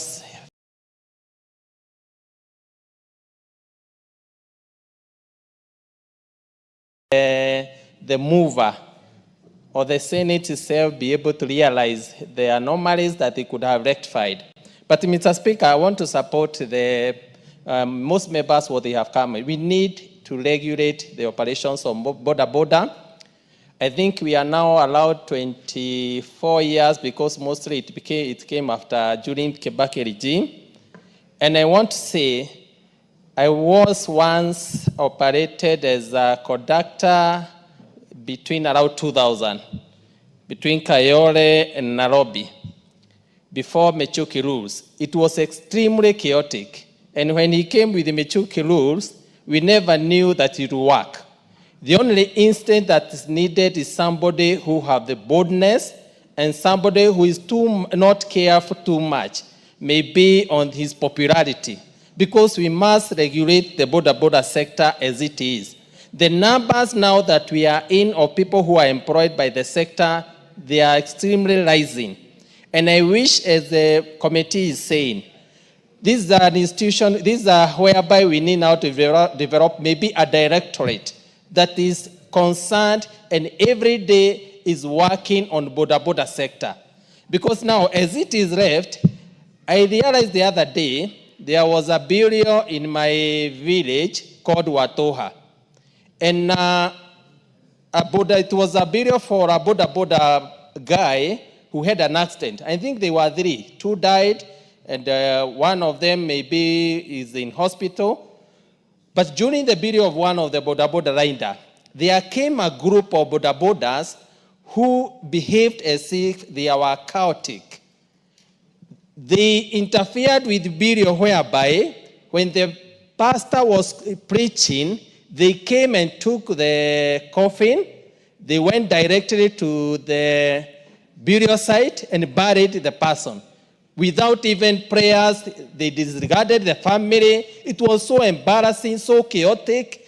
And therefore, that's why we are saying, if we allow this sector to continue learning, now it's becoming now their chaotic issue. They are calling themselves biker. You don't understand how they are organized. And these people are criminals. Therefore, Mr. Speaker, I think the essence and the issue of regulating this sector is not to frustrate the operations of genuine borders. Because the borders in my village, they were left wondering what's happening. They felt the embarrassment up to a point whereby we had to do prayers in that church with the borders in the village to repent on behalf of borders. But those people, I think they have organizations, they are organizing themselves even from outside, and they are becoming extremely chaotic and disorganized. Therefore, Mr. Speaker, I think Halwale had an idea, but I think he panicked. But my prayer is that the Committee for Transport should think around it and come in a way to regulate and bring order to this sector. As everybody is saying, if you go to Rwanda, you feel, you admire the operations of border. One border carrying one passenger with a helmet, very organized. At a traffic jam, when they observe lights, is extremely organized. And I think that one needs just an organized registration, and also, if possible, we have a directorate that will trickle up to the ground so that these people can be able to be organized as circles, and we can be able now to remove those criminals have intruded in this sector. Therefore, Mr. Speaker, I start to support the withdrawal, but I think Senate also should up their debate also, because I don't understand how the bill came to Parliament. Then when we have it in Parliament, they are calling for withdrawal. I don't understand at which instance, maybe at what, how the process went around. But Mr. Speaker, as Parliament, we can agree, but call upon the Committee on Transport, just look on how you can bring order in this sector. And I know we can be able to bring order, and it will work for genuine border operators. And it will also assist us to be able to remove those operators or those criminals who have gotten a chance to intrude in this sector. Thank you, Mr. Speaker. The Honorable Joshua Mwalio. Thank you very much, Mr. Speaker. Mr. Speaker, I want to support also the withdrawal of this bill. Although initially I was not for the idea of the withdrawal, but I was convinced by the House business that the withdrawal is the right thing. And then we bring ours from this House. And I was convinced by Honorable Kajwang, and I am convinced. Having said that, I want to say that this sector is very important because it came in the hard time, the best time. It is like the way we used to have no mobiles, and then the mobiles came as a savior for everybody, because you used to walk to someone's home, even 5 kilometers, and you find the person is not there just because we did not have the mobiles. But now the boda have come to save the sector of transport, such that it has become very easy. Even wherever there are no roads, they are there helping the people in the rural areas. If you want to move faster, even in the city here, when you are late and there is a jam, you take a boda and you reach where you are going as quickly as possible. So the boda sector is a very important sector. Having said that, we need to regulate, because the things that are coming from the boda, the issues that are being done, the bad things that are being done by the boda, they defeat the good ones. Because they are the same bodas who are being used by the hitmen.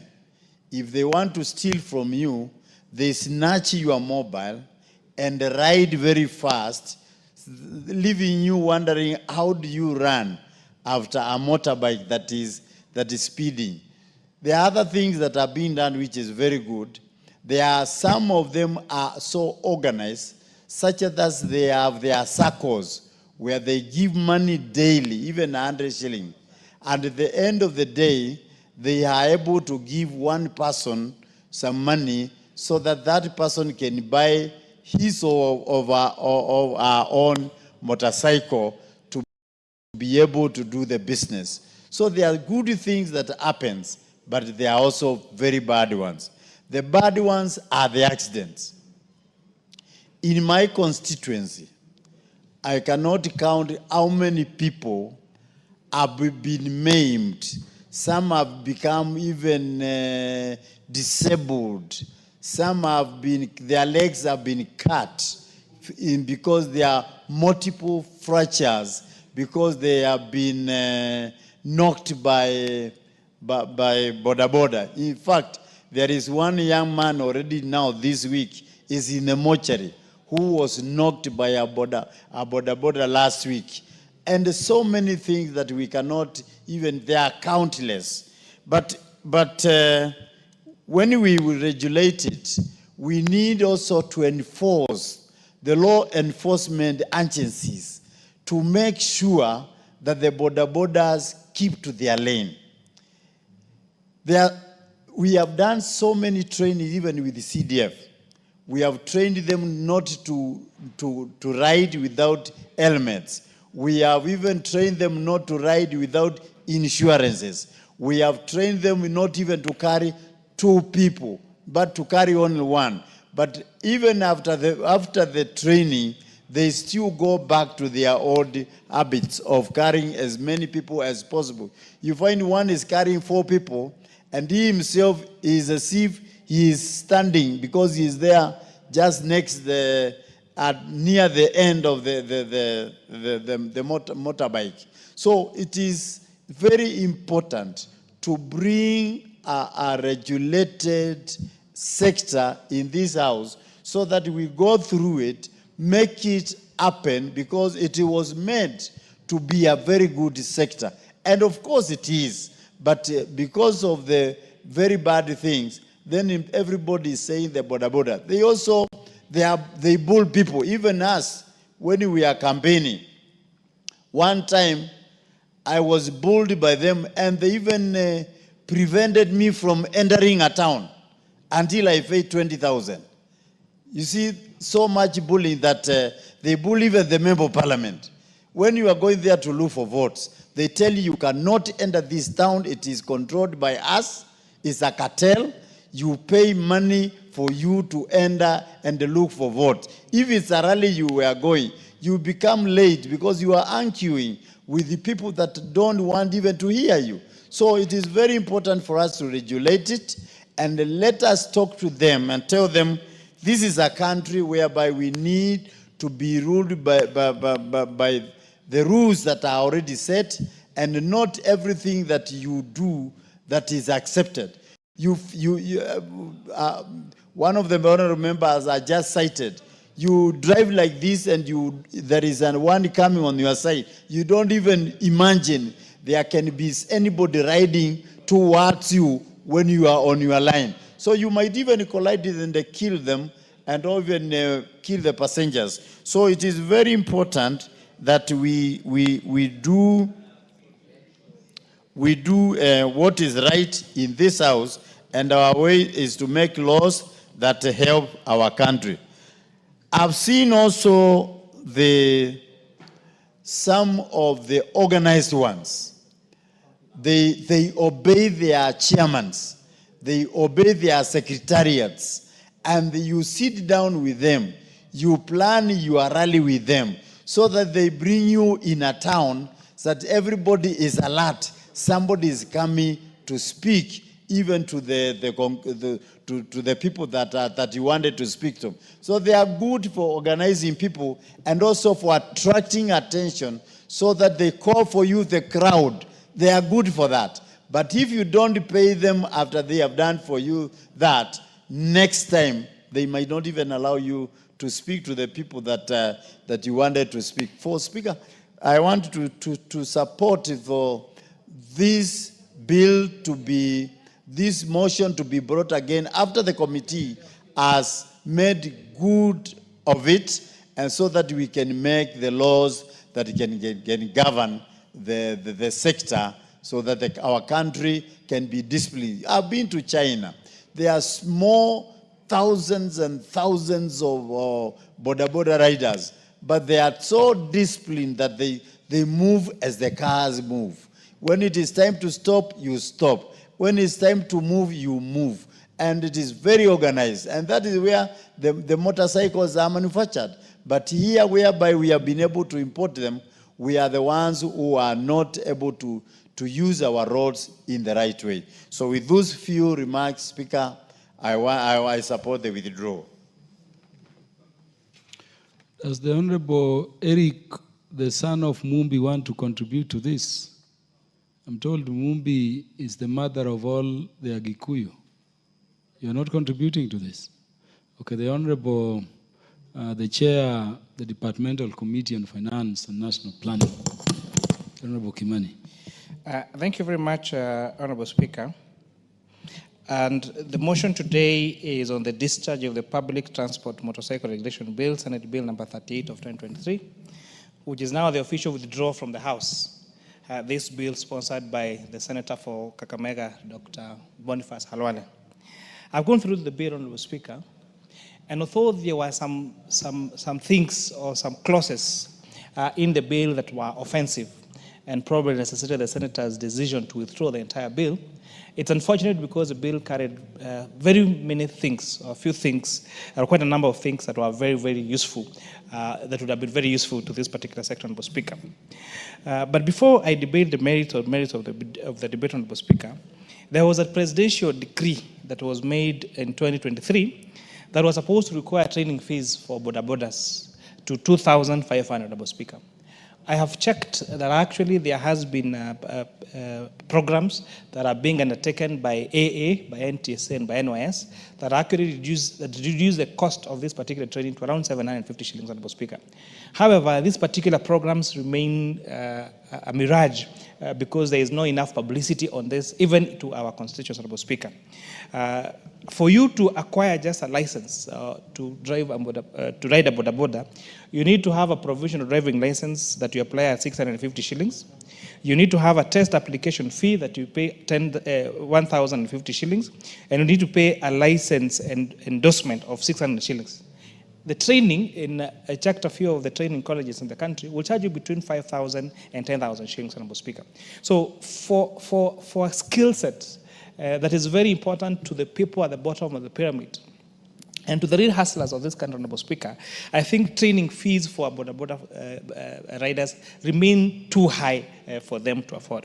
And as a committee of transport now retreats to relook at how to bring this back, Honorable Speaker, will be to look at affirmative action to make sure we reduce the cost of training. Because the matters that are raised by the members in this House about, for example, the accidents that are caused by Honorable Speaker, some of them is because some student clears Form 4 or Class 8, and of course now the easiest business to start becomes that of a boda boda rider, Honorable Speaker. But if then the training fees would be reasonable enough, then that particular rider, Honorable Speaker, would be motivated to go and do boda boda training, Honorable Speaker, before they actually get to ride that boda boda, Speaker. Boda boda sector is a very important sector in our economy. I dare say we cannot live without the boda boda sector in this country. You know, it is our last mile connectivity in our transport. When you want to go to the deepest of our villages, or to the deepest of our urban areas where some of the roads are really small, Honorable Speaker, we rely on these boda boda riders, Honorable Speaker. When those people fall sick, it is these boda boda riders that take them to hospitals. The first reactions, even in terms of security matters, if there is a theft in a particular village, if there is any insecurity matters, Honorable Speaker, the first respondents, most of the time, not even police officers, they are boda boda riders, because most of them operate even 24 hours, Honorable Speaker. And therefore, this is an area that is so critical to our economy that we need to protect.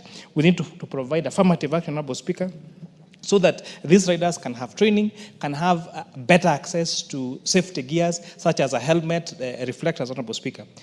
If you check around, especially in Nairobi, Honorable Speaker, you must have noticed most of the bikes, including during the day, have their lights on with a casako at the front yellow. Those are electric motorcycles.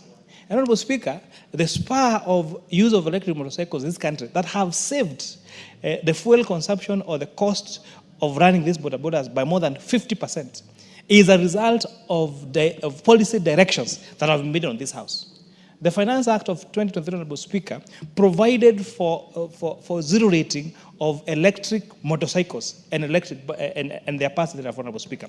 This fundamentally reduced the cost of electric motorcycles that have seen multinationals such as Uber, such as Mogo, such as Watu invest, Honorable Speaker, through venture capitalists into these particular entities, Honorable Speaker. And therefore, you've seen the profitability of boda boda riders, especially the ones that do delivery services around Nairobi, Honorable Speaker, use electric motorcycles. And you're hoping that this private sector will take this further to our villages, Honorable Speaker, so that the boda boda business can be more profitable to these young people that, Honorable Speaker, are very hardworking.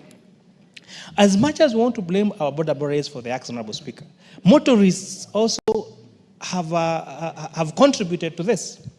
You know, when you'll find a lot of time, especially around roundabouts,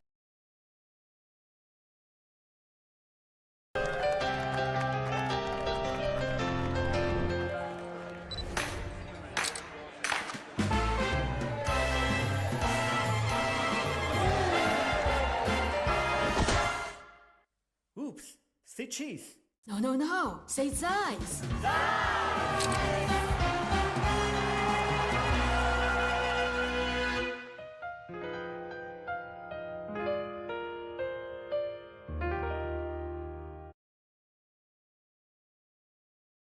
La safari huanza na ndoto, Ndoto za kufanikiwa maishani, ndoto za kufanikiwa kibiashara, ndoto za kufanikiwa kimaendeleo. For 4 decades, we have been your trusted partner, witnessing the achievements of each generation.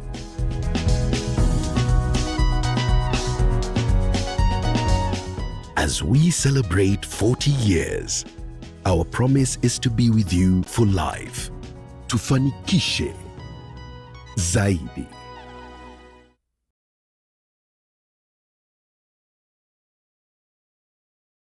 A matatu or is a car that really is squeezing them almost out of the road, and out of that panic, Honorable Speaker, sometimes the passenger shakes or even the rider, Honorable Speaker, panics. So in as much as if you are really control the accidents that are caused by these boda boda riders, even as motorists, we need to respect other motorists on the road. Our boda boda riders are equal motorists in our roads, Honorable Speaker, and they deserve the respect we give the vehicles on our roads, Honorable Speaker. There are some, another policy direction, Honorable Speaker, with this House. I did sponsor the Business Laws Amendment Bill that was passed in this, Honorable Speaker. And one of the critical amendments we had was to stop the exploitation of the buy now, pay later program that was being done by financial institutions, Honorable Speaker. You'll find boda boda riders would go pay a deposit for a motorcycle of say 20,000 shillings, but by the time they are calculating the amount of money they paid for the loan of that motorcycle, it is twice or 3 times the cost of that motorcycle, Honorable Speaker. In addition, Honorable Speaker, if they defaulted just one payment or towards the tail end, if they deserve with just a few calls, Honorable Speaker, the motorcycle will get repossessed. So by bringing those buy now, pay later schemes into the purview of Central Bank of Kenya, then we expect that they're going to adhere to the ad hoc principle, Honorable Speaker, of not charging interest more than the principal amount of the particular item, Honorable Speaker. So these are some of the interventions that this House has made. However, we urge, especially our private sector, to innovate and make boda boda riding as comfortable, as safe, as you've seen in the examples that we've talked about, for example, in China and Rwanda and other countries, Honorable Speaker. And a good example, there's a company called Oye.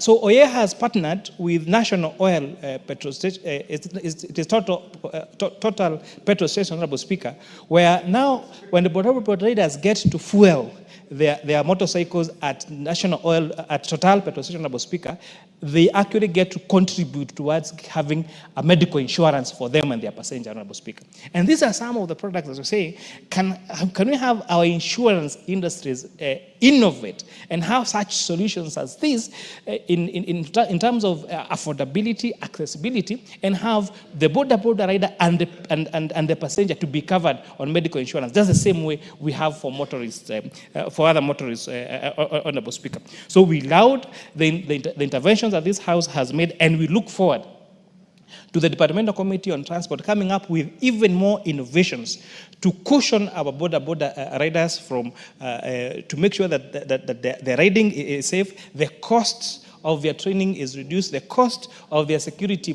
gears such as helmet and all the other training gears that they need, Honorable Speaker, that actually it's adhered to, Honorable Speaker. And also thank them. They are a good example of organization.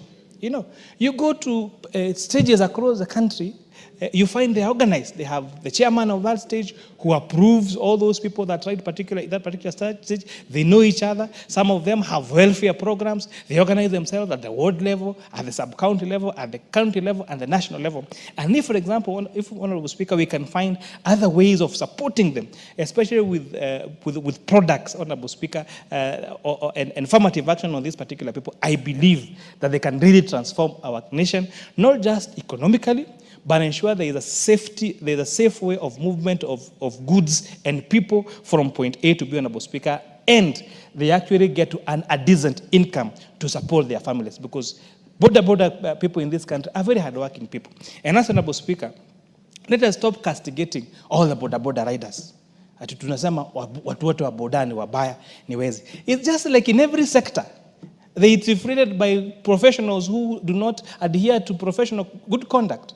Whether you go to, whether it is in police service, whether it is in legal service, whether it is in the accounting profession, in every profession across the world, You cannot lack a few people who do not adhere to professional conduct of that particular institution, Honorable Speaker. So not all border riders are good, and majority of our border riders are hardworking Kenyans who work hard to feed their families, and for that we must applaud them and help them and cushion them against the cost of their training and the cost of their safety gears. With that, I support this discharge, Honorable Speaker. Honorable Stephen M. Mugaka, MP4 West Mugirango. Thank you, Mr. Speaker. And I also want to support the withdrawal of this Senate bill, just like all other Senate bills should be withdrawn. Because the border sector, Mr. Speaker, is the lifeline of this country. And I speak to this as a graduate of business, and during my undergraduate course, one of my theses and dissertations I wrote was about the transport industry as it was then. Mr. Speaker, sir, the transport sector in East Africa was dominated by multinationals, the overseas trading company. And at that time, transport sector was a no-go zone for anybody. And that was the model, even in the banking sector, until the Grameen model came that destroyed the mythology that banking or transport is a space for only big players. Mr. Speaker, since the OTC time, when the matatu industry made a debut into the transport sector, it was demonized. And little did people know that the matatu sector was going to revolutionize the informal transport sector and make transport available to all from destinations which were not otherwise authorized stages under the old monopoly of the overseas trading company. And it has evolved, and today the border sector has even liberalized the transport sector and even made it passenger friendly, so that you can be picked from house to destination and from your destination to the house. And therefore, any attempt to suffocate the growth of the border sector would be going in the wrong direction. But that is not to say that the border sector does not require regulation. In fact, when I went to China, Mr. Speaker, sir, and I thank it to this 13th Parliament, and I wouldn't mention that Fatuma, who is not here, was with me during that trip.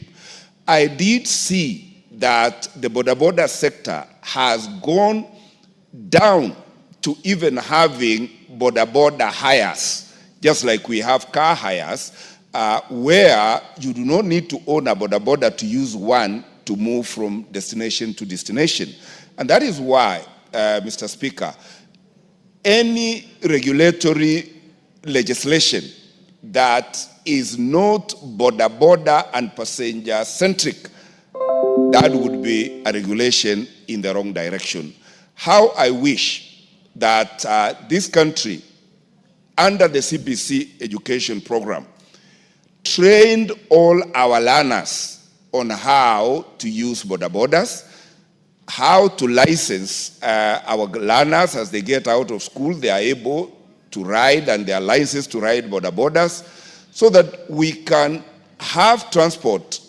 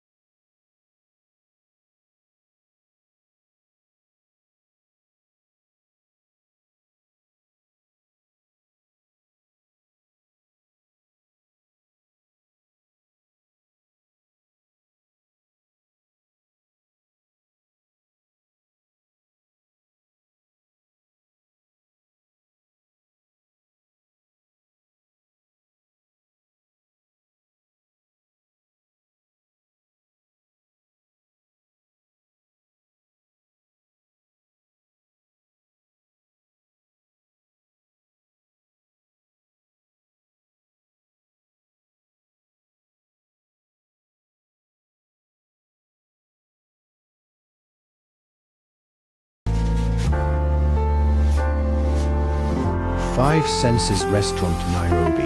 Indulge your senses.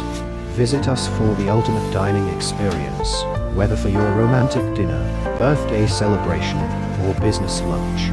We've got an exquisite new menu and a wide wine list with a few exclusives. Visit us today. Experience fine dining. Welcome.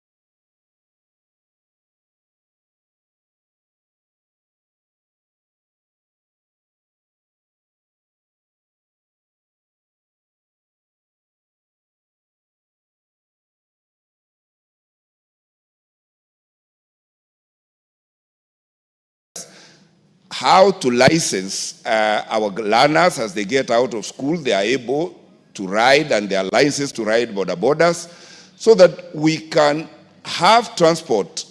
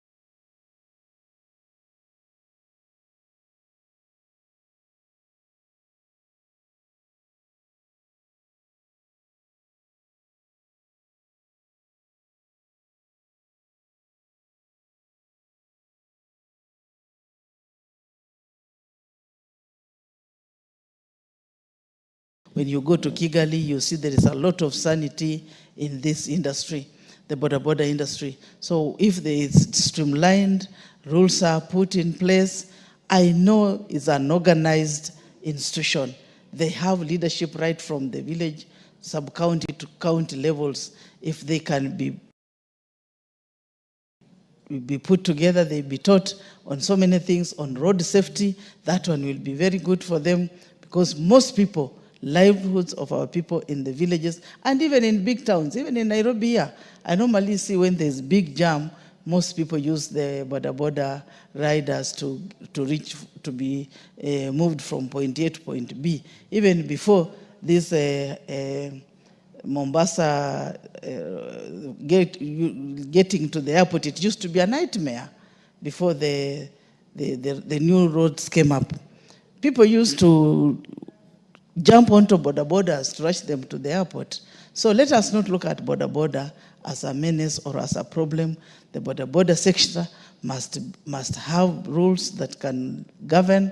They do the way the Rwanda is doing. They carry only 2 people, and the 2 people should have helmets. Both of them should have helmets and good reflectors, so that at least they are seen when other motorists, when it's dark, when other motorists are using it. And also, Kera should do, or the counties should do good pathway for boda riders, because it's becoming a problem on highways. You see them all over. They become, people look at them as a nuisance. But I think if it is streamlined properly, Mr. Speaker, this is one of our major employment organizations. So, Mr. Speaker, I think Khalwale feared the repercussion, because in every village there is a boda rider, even in every home. So I think by pulling it out, I think it is a good idea, but the Minister of Transport, the minister, should regulate, give rules out, set rules out on how the boda sector should be governed, so that we minimize on accidents on the roads, we minimize a lot of robbery, we minimize, because people are looking at boda riders as thugs. Some people are looking at them as, like, most normally say that they're the ones who rape young girls, they impregnate school-going children. But let us take boda to be one of the best employer, the best institution that is employing so many of our people. So let us support this industry and put in the necessary rules and the necessary issues that can make it run. I remember, may God rest his soul in eternal peace, the man by the name Michuki Rules, when he came out. I think the minister of this transport ministry should come up in that manner. Let them not just look like they want to be massaged, they want to look like they are angels. You want them to bring rules that can govern the roads, rules that can make people understand that boda riders and our boda industry is just an equal employer like any other employment. So I think I want to thank Khalwale for his thinking, knowing very well the repercussion, and since he's saying that he's going for gubernatorial seat, this could have worked against him so badly. Because I remember there was a time when we were doing Tibima and Tialala, and we were demonstrating the whole country, when we were resisting. I remember when he came to Vihiga to assist me to demonstrate, and they had marked him.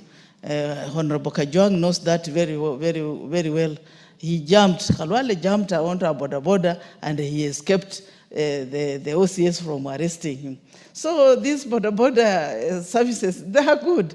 As much as we may think that they should be stopped or they should be banned, but the boda riders are doing a good job, and they saved Khalwale that day from being arrested. So let us not demonize this industry. Let us hold this industry with the respect that it deserves. It's a good industry that is employing our children, except a few issues that need to be corrected. And this, we leave it to the Minister for Transport to put in measures, to put in rules, to bring a bill here which can curb unlawlessness, and also the security apparatus to look at. There are some few elements, thugs masquerading as boda riders, and they use that to rob people, to do unnecessary things, spoiling that industry. But I love the industry. The bodas are coming up. I'm very happy in my county. They're coming up. They have even bought land.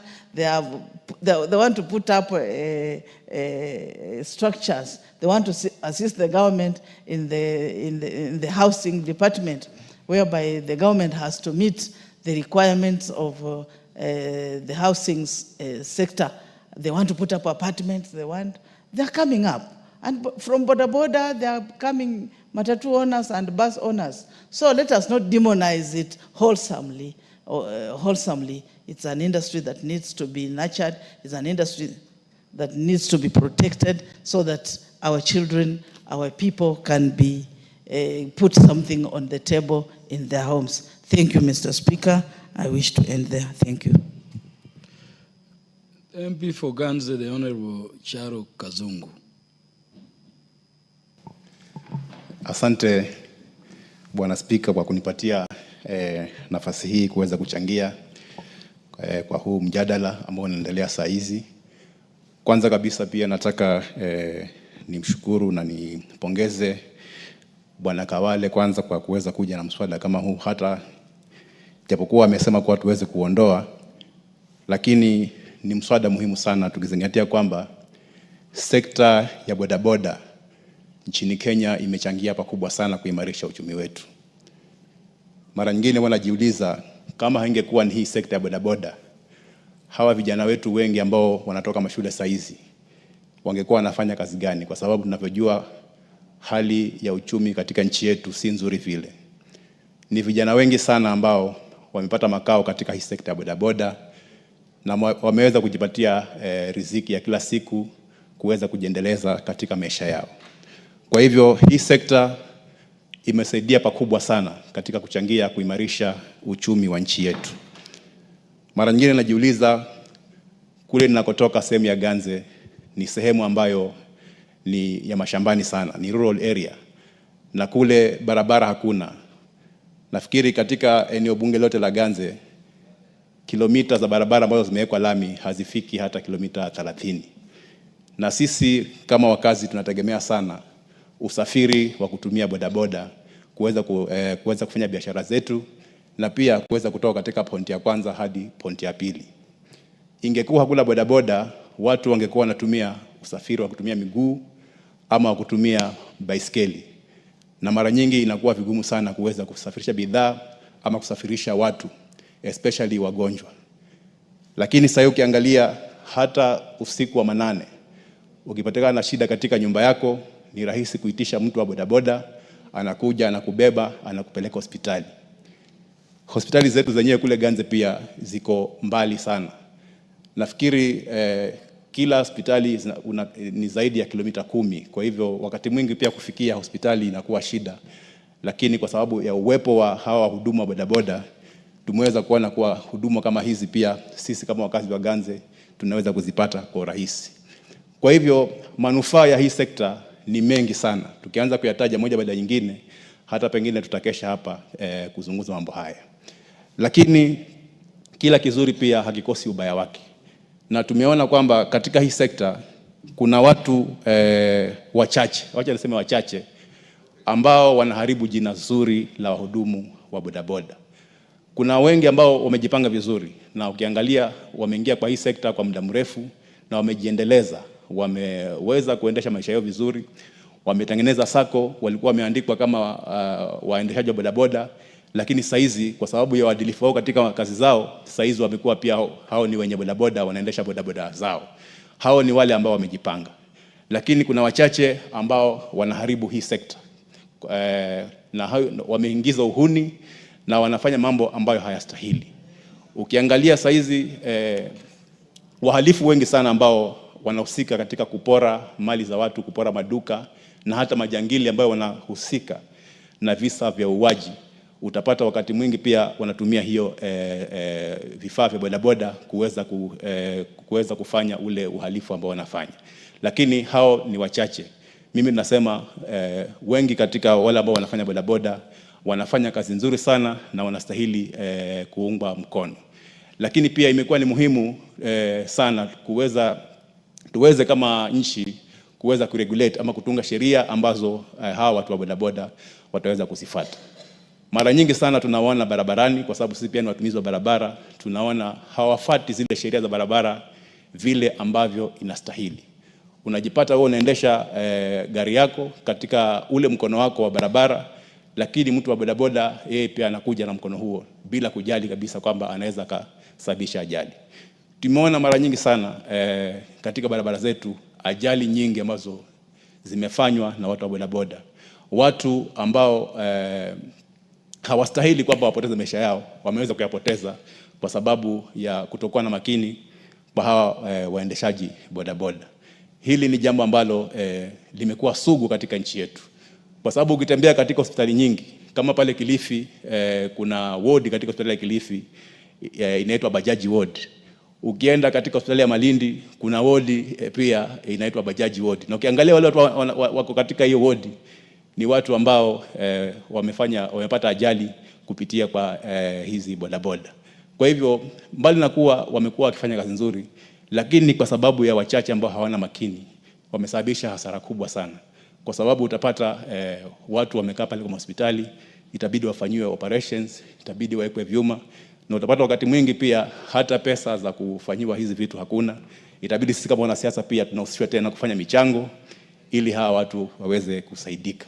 Kwa hivyo mimi naunga mkono hoja ya kwamba hata kama hii bill imekuwa withdrawn au imeondolewa katika bunge hili, lakini pia nasisitiza ikiwezekana kamati husika iweze kuregesha huu mswada tena hapa ili tuweze kuja na sheria ambazo zitaweza kuzingatiwa ili kuhakikisha kwamba manufaa ya hii sekta ya bodaboda yanaweza kufikika ama kusikika kila kona ya nchi hii, kwa sababu impact ya hii watu kila mtu anaiona, kwa sababu wamerahisisha sana sekta ya usafiri ndani ya nchi yetu. Lakini kwa sababu ya wale wachache ambao hawazingatii sheria, jina la bodaboda, jina la watu wa bodaboda limeharibiwa sana. Sasa hizi kila kitendo cha uhalifu kikifanyika kule mashinani, suspect wa kwanza inasemekana ni watu wa bodaboda. Kumekuwa na visa vingi sana vya mimba za mapema kule mashinani, lakini ukiangalia kwa sababu ya jina lao baya ama vile wanadhaniwa, suspect wa kwanza pia inasemekana ni watu wa bodaboda. Kwa hivyo pia imefika wakati mwafaka saizi zile asasi za serikali ambazo zinahusika, NTSA, polisi, waweze pia kuja na programs ambazo tutaweza kuenda mashinani kuhamasisha hawa watu wa bodaboda kuhusu mambo ya usalama barabarani na pia ya jinsi ya vile wanaweza kujiendeleza kimaisha katika hiyo kazi wanayofanya. Otherwise mimi naunga mkono huu mswada hata kama umekuwa withdrawn, lakini pia nasisitiza zile asasi zinazohusika kama kamati yetu ya transport hapa katika bunge iweze kuleta tena huu mswada ndani ya bunge hili, tuweze kujadili, tuweze kuja na sheria mwafaka ambazo zitasaidia kuregulate hii sekta ya bodaboda. Asante Mheshimiwa Speaker. There being no more interest, the mover can reply. The Honorable Naomi Wako, you want to speak to this? Proceed, you are recognized. Thank you, Honorable Speaker. I've been waiting. I don't know why it has not shown there. Thank you, Honorable Speaker, for allowing me to add my voice to this very important debate concerning the motorbike riders. Honorable Speaker, we have more than 2 million young people, young Kenyans in this sector and doing some serious business. And I just want to say that I support this because by doing this, our young people earn their living, and it has also helped the economy in a way. When you go to the villages, like the remotest part of this country, in Marsabit and other places, where the vehicles cannot go, the motorbike can easily, help people. And even at night when, mothers want to deliver and they cannot, get vehicles, these motorbike riders, border riders, they come and, someone can easily be taken to hospital and they get some medical attention, and they also earn their living. Honorable Speaker, in our country, there are many families who depend on border riders. And that is why today we cannot ignore this sector in our country, because this is where they earn their living, and we need to come up with policies that can take care of them, policies that can give them enough security, policies that can make sure that, we have given them enough insurance, we have given them all that they need, and they are well protected in our country. Honorable Speaker, in many families, motorbike riders or boarders have suffered in the past simply because they have been targeted. Like the areas that have a lot of insecurity, the border riders have been targeted and have also lost their lives.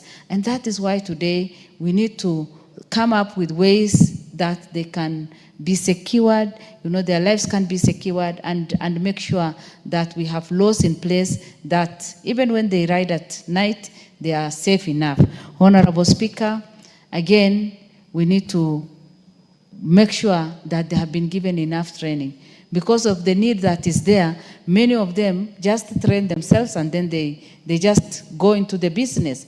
We need to make sure that NTSA comes up with a proper way of training them and making sure that they give them even certificates, and also coming up with affordable insurance cover so that they have their circles, and through their circles they can even have affordable insurance cover.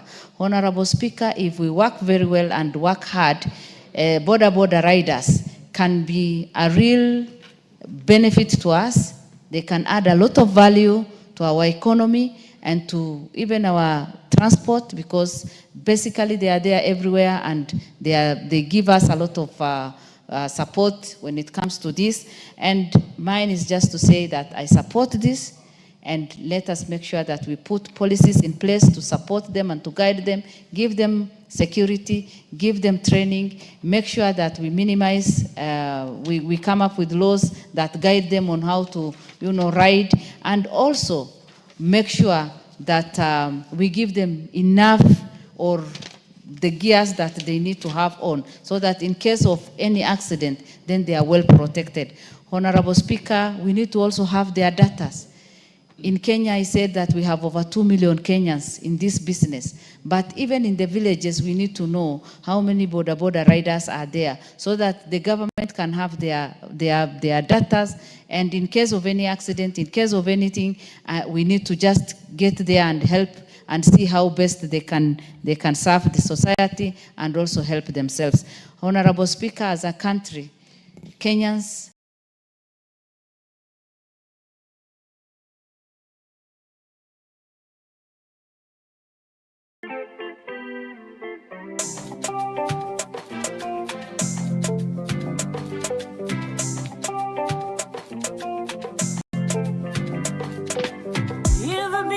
move your feet, feel it in the air. In your soul, let your body go, feel it everywhere. Hear the beat, move your feet, dancing as you wear. Tumbo, tumbo, tumbo. Tumbo, tumbo, tumbo. Tumbo zigs, what I'm in the mood for. Closet full of shoes, I could make a shoe store. Trying to make a meal like I'm in a food store. They be playing with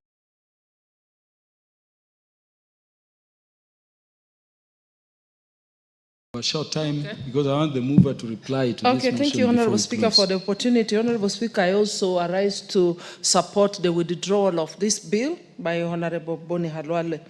Honorable Speaker, the border sector is a very important sector that contributes enormously to the economy. There are many. They must be recognized and they must be supported. Honorable Speaker, when this bill was introduced in the Senate, There was a lot of uproar about the bill. And Honorable Speaker, we know that a bill or any law must be very clear, must be very precise. And in that law, there was a proposal, for example, about the weight the boda boda could carry. And in fact, I was looking at myself and I said, even as slim as I am weighing 70 kg. So when you talk of not more than 50, how would they be able to determine? Would they be traveling with a weighing machine on the boda boda? So there were certain clauses, definitely, that didn't agger very well, or that required that that bill be thought through, be researched more before it could be brought to the fore. So, Honorable Speaker, a law should not destabilize any business or disadvantage the operators. So in this case, I think I support the withdrawal as much as we agree that there is need for regulation because of the safety concerns, because of the security. But the problem we are having is not about, it's not the boda boda. It is the weak law enforcement. It is the corruption that has culminated into impunity. Accidents on our way, or on the roadsides, and all this insecurity we are seeing is because of weak law enforcement. So we cannot blame this on the boda bodas. I support the withdrawal, and I'm saying at a later time, probably this bill could be thought through very well, researched properly, and then we could have a proper regulation to help protect the boda boda, support the boda boda, and make sure they themselves are secure from the so many crimes we witness. Boda bodas being hijacked, being killed, their pikipikis taken away. So I would support the aspect of registering, knowing who is in which stage, who is doing the business where, so that in case of crime, government is able to trace, to trail, and arrest the culprits.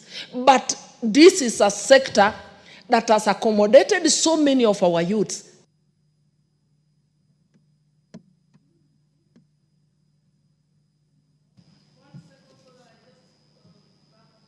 Seconds. Thank you. Honorable Speaker, this sector is not just about those youths as it was perceived in the past, those who have not gone. Today we have youths who have degrees. There are no jobs. They are creating employment for themselves. So we must support these young people, provide the security, provide the environment to allow them to thrive in whatever they are trying to do. Thank you, Honorable Speaker. I support the withdrawal. Thank you, Honorable Imase. The Honorable Tom Joseph Francis Kajuang to reply. There being no further interest. Mr. Speaker, I want to thank you for giving us the opportunity to debate through this motion, which just seeks a simple thing to withdraw this bill. And I want to thank all members who have contributed. The theme is very clear that the boda boda or motorcycle industry is a very important sector in our economy, in the transport economy. It provides employment to our young people. It also completes the last mile in terms of transport for vulnerable people who are sick, and security. And so I have seen several chiefs. The only means that they can be able to reach their people is through boda boda. So that is providing security, including people in combat. And so that is very clear. But on the other side, we see a sector which is in chaos, shambles. It is a threat of security. It becomes now the breeding point of MAGAs or people who are anti-dissidents and so forth. And so it is important that this sector must be regulated. And we cannot run away from our mandate to legislate and to make law that will protect that industry, but will also regulate that industry in such a manner that we all benefit from it. So we have taken notes and we have commitment. In fact, an undertaking on behalf of the chair of this committee that we are not going to throw this water with the baby. We are going to take all this information, including the information that Boni Halwale generously has. In fact, we will call him to be able to benefit from that which he has, the research that he has done and so on. And so we'll incorporate all this. We will put together the stakeholders and the policymakers, the executive, to be able to come with a legislation that befits the expectation of members. So, Mr. Speaker, I beg to reply. Thank you. For the convenience of the House, the putting of the question to this motion is deferred to a future date when it shall be scheduled for consideration by the House through the House Business Committee. Let's be upstanding, honorable members. The time being 7:07 p.m., this House stands adjourned until Wednesday, the 30th day of April 2025 at 9:30 a.m.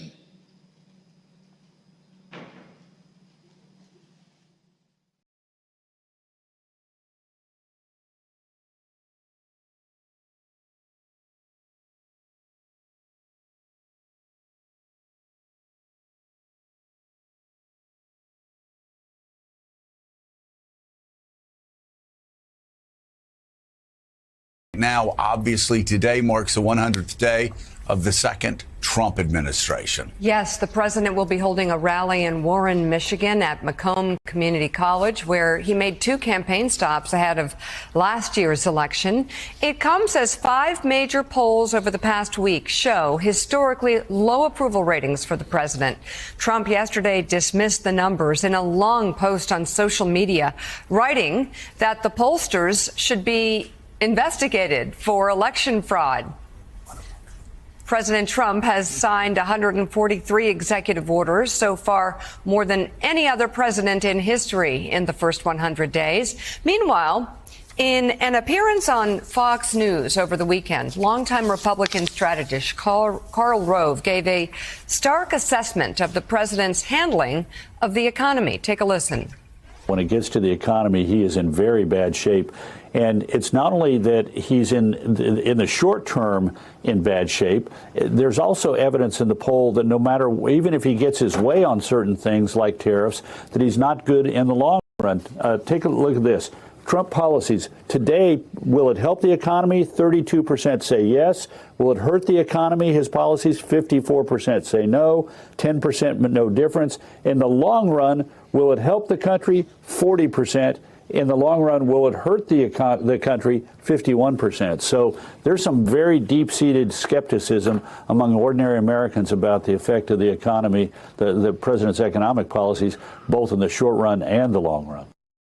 He was elected because people had more confidence in his ability to help the economy and lower prices than they did in Kamala Harris. So to what do you attribute that new skepticism or real concern about the economy?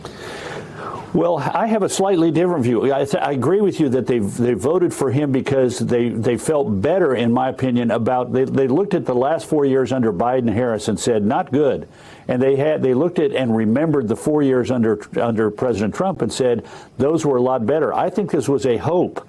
I don't think it was based upon a explicit understanding of what he was going to do. They just hoped that he would do better on inflation and jobs and economic growth. And then when he came in, just the sort of chaos and the inability of the administration to explain what they're doing, I think has hurt them very much. And a tanking of the economy you could add into that. That's Karl Rove. The Wall Street Journal editorial board this morning argues, quote, at 100 days, Trump 2.0 is in trouble. The new piece on the op-ed page reads this way: presidential second terms are rarely successful, and on the evidence of his first 100 days, Donald Trump's won't be different. The White House motto seems to be that if something is worth doing, it's worth doing too much. That's especially true on tariffs, which could sink his presidency. Ken Griffin, the investor and major donor to Mr. Trump, summed it up last week as a self-inflicted blow to the American brand. The U.S. is needlessly ceding global economic leadership. Voters re-elected Mr. Trump in part because they remembered fondly his first-term economy. But that success was owed mainly to his pursuit of conventional GOP priorities like tax reform and deregulation. This term, he is indulging his trade and foreign policy obsessions, and the early results are negative. He will fail unless he heeds the warnings. That is from the Wall Street Journal. President Trump obviously doesn't see it that way. He thinks all the polls are fake, talking about the interference in an election. Unclear which election he's referring to, but obviously the data is there. Fox News, the Wall Street Journal, even many conservatives saying not so good so far. Yeah, he won the last election and he's prohibited from running again. So it's not sure what he's talking about there. We'll certainly hear a very different message from the president tonight. He heads to Michigan, one of those blue wall states that he won twice in 16 and 24 after losing it in 2020. A lot of his closest aides feel like that's where he made his strength, white working class voters, and flipped over just enough of whether it's black and Latino voters and gathered some new members of his coalition this time around. You know, he's going to be talking about the economy. But when he does so, it's going to be in sharp contrast with reality. We have seen the markets quake. We have seen consumer sentiment plummet. We have seen real worries about inflation because of this self-inflicted trade war, because of these tariffs that very few people think is a sound economic plan. We're also going to hear him lean in heavily, I am told, on the issue of immigration, which is what they keep coming back, the topic they keep wanting to return to. Even yesterday on the White House lawn, putting up posters on the fence there on the White House driveway of who they say are illegal immigrants who then committed violent crimes here in the United States, which is their justification for their deportation plan, and putting them up in a way that if a newscaster is doing a live shot from the White House, that's the backdrop. It's unavoidable, those pictures. It's a very in-your-face moment, Willie, and that's what they want to talk about, because so much else, they can read the polls. I talked to someone in the White House yesterday saying it's not panic, but of course they understand their numbers are down. They'd rather have good polls than bad. They recognize right now American voters not quite sure what they're seeing. For sure. Yeah, I mean, and that is the attitude in the White House is would rather have good polls and bad polls. A lot of stuff has been going on over the first 100 days, but we're going to start focusing on trade deals, on peace deals, on tariff deals, and then they say they believe those numbers are going to turn around. John Heilman, though, there is, as John Lemire said, always a focus on immigration if they think that they need to move from another subject. The problem there is they're upside down on immigration in several of the polls. Also, just about every poll I've seen over the past week has shown they're upside down significantly, even on the Abrego Garcia case. And now, of course, headlines over the past couple days about two young children that were taken out of the country with their mother. One with stage 4 cancer, I believe, advanced cancer. And so, again, even on the issue that should be, again, the winner for them, there is this overreach that always seems to turn, if not their most ardent supporters, certainly those swing voters that put the president over the top in the upper Midwest, blue wall states, turning them off. And I mean, we see the numbers dropping among Hispanics. We see the numbers dropping among Americans without a college degree. We see it dropping, especially with younger Americans. So there are these specific areas where this overreach, as the Wall Street Journal pointed out, this overreach seems to be getting in the way of even issues like immigration, which should be helping President Trump. Well, that's right, Joe. And I got to say, you look at all of the polling that we got over the weekend at this 100-day mark, and he is now, since the invention of modern polling, if you're judging public opinion through the best instruments we have, his first 100 days are less popular, and his presidency is in worse state than any president in the history of modern polling. And if you look across those issues, this gets to your immigration point. There isn't a bright spot. There's not something you can't say, well, he's down here, but he's doing great over here. Immigration is the strongest issue they have, and he is across all of that polling. His numbers on immigration aren't great. And I think you got to think back to the first term when immigration was an important reason why he won the first term, often overlooked by people in analyzing the 2016 race.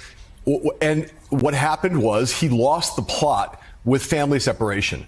The family separation policy was when people started to put human face to the cruelty of that policy, and he lost a lot of support on immigration around that issue. And I think it was predictable that if he tried to do an immigration policy that was as draconian as he promised, that the same phenomenon would happen now. The Abrego Garcia case and a number of these other cases are getting a ton of attention for good reason, and they are dragging his numbers down on an issue where, in general, he has a lot of support among the American people. And in general, it's always been one of his strongest issues. They are just comprehensively, politically speaking, in a huge amount of trouble with the American people right now.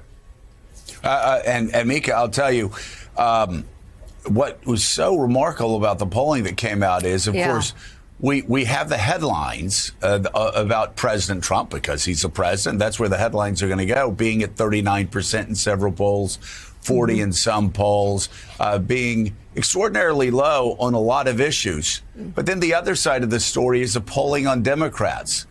The Democratic brand is as bad as it has ever been. And really one of the most stunning polls is this one right here.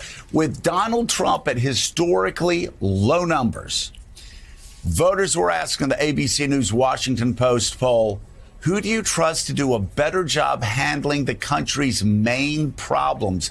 Donald Trump still beating Democrats by 7 percentage points. Of course, 30% of Americans still up for grabs because they say, we don't trust either of them. By the way, for people who have always dreamed of an independent candidate being president of the United States, that poll right there is something that's going to be passed around for the next several weeks because, again, 30% of Americans say none of the above. But Democrats, again, this should be a time for Democrats to step through the door that voters and Donald Trump has opened up for them, and they're not doing it. And one Democratic governor, J.B. Pritzker of Illinois, he took note of that.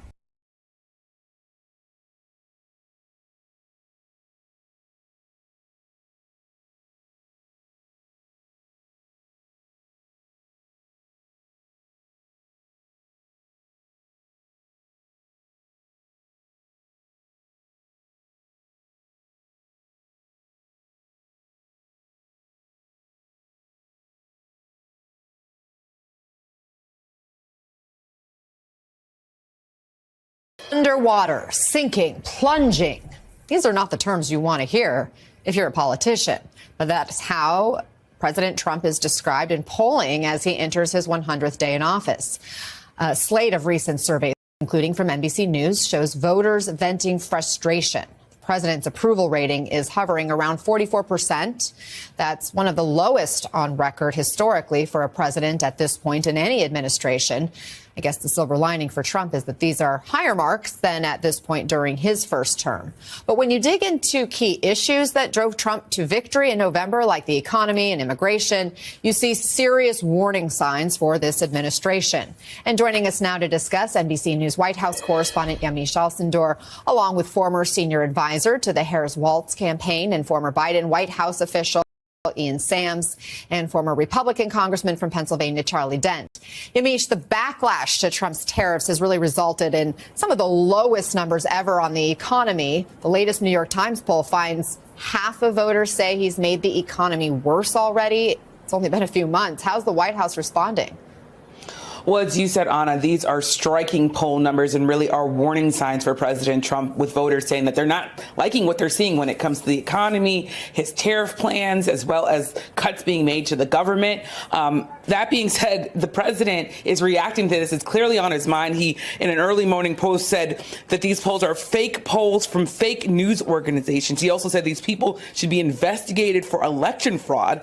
And he said, add in Fox News pollster while you're at it, which is interesting because Fox News said President Trump broke his own record among recent presidents for the worst approval rating at the 100-day mark. The president also said pollsters are, quote, truly the enemy of the people. So it really is showing that President Trump is not just railing at the people that he usually rails at, but also he's railing at Fox News and others who, of course, are still dealing with the science and data of polling. It's sort of undeniable in this way. The president clearly showing that he's worried here, but also trying to attack pollsters as he's done in the past, Anna. Yeah, Michelle Sindor, thanks for giving us a little pulse of the people there.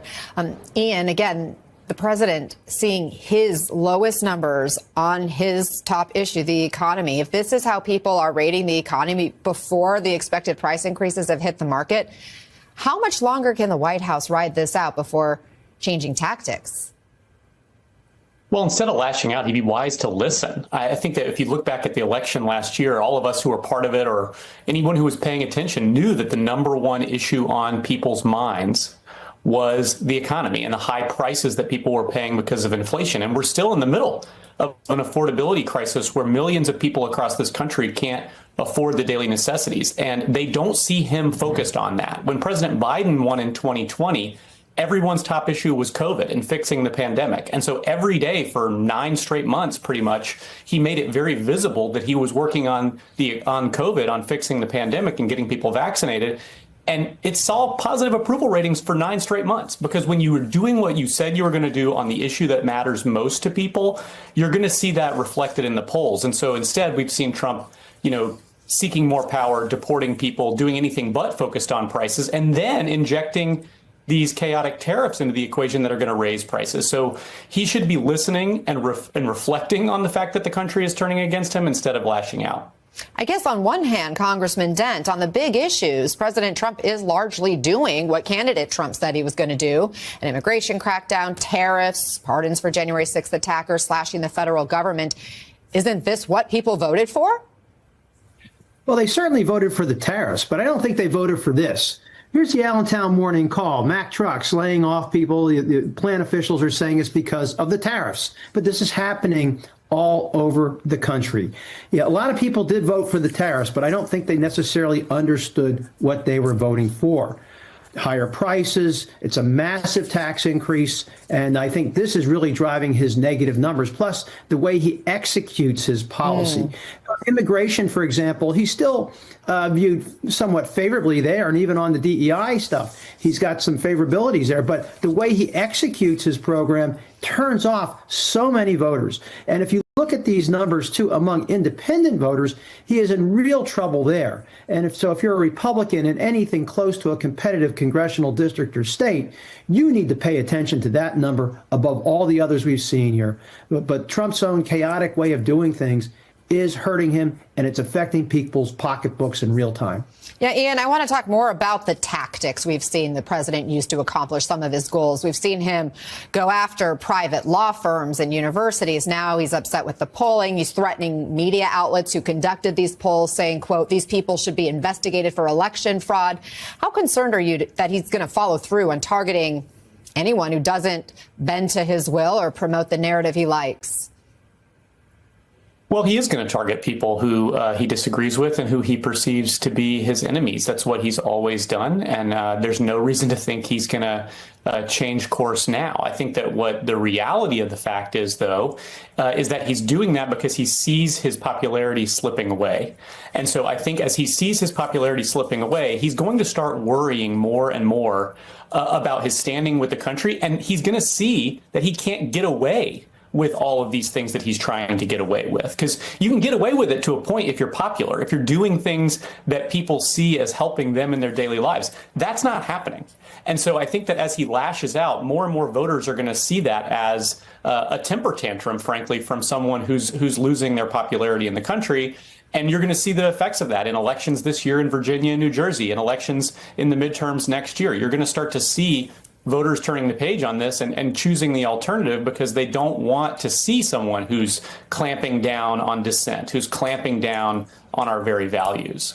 Now we're seeing the decline in his polling approval. We're seeing protests now more and more in the streets for certain issues. We're also seeing backlash at town halls. We know that people have not been happy with the effects of Doge and Elon Musk, who is also very unpopular in the recent polling. Here was New York Congressman Mike Lawler's latest town hall. He appears to be the latest to contend with heckling over these Doge cuts. Watch this last night. What specifically are you doing that warrants the label moderate?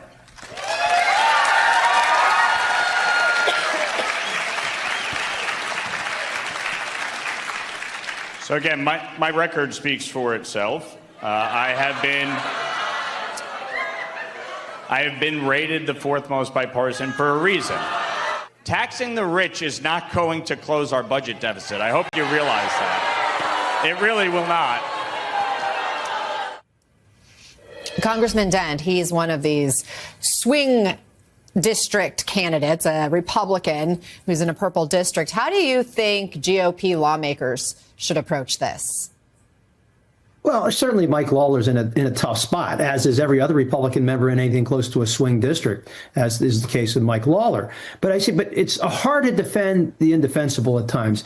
Take the income tax that Congressman Lawler just referred to. President Trump just said that he's going to eliminate the income tax with tariff revenue.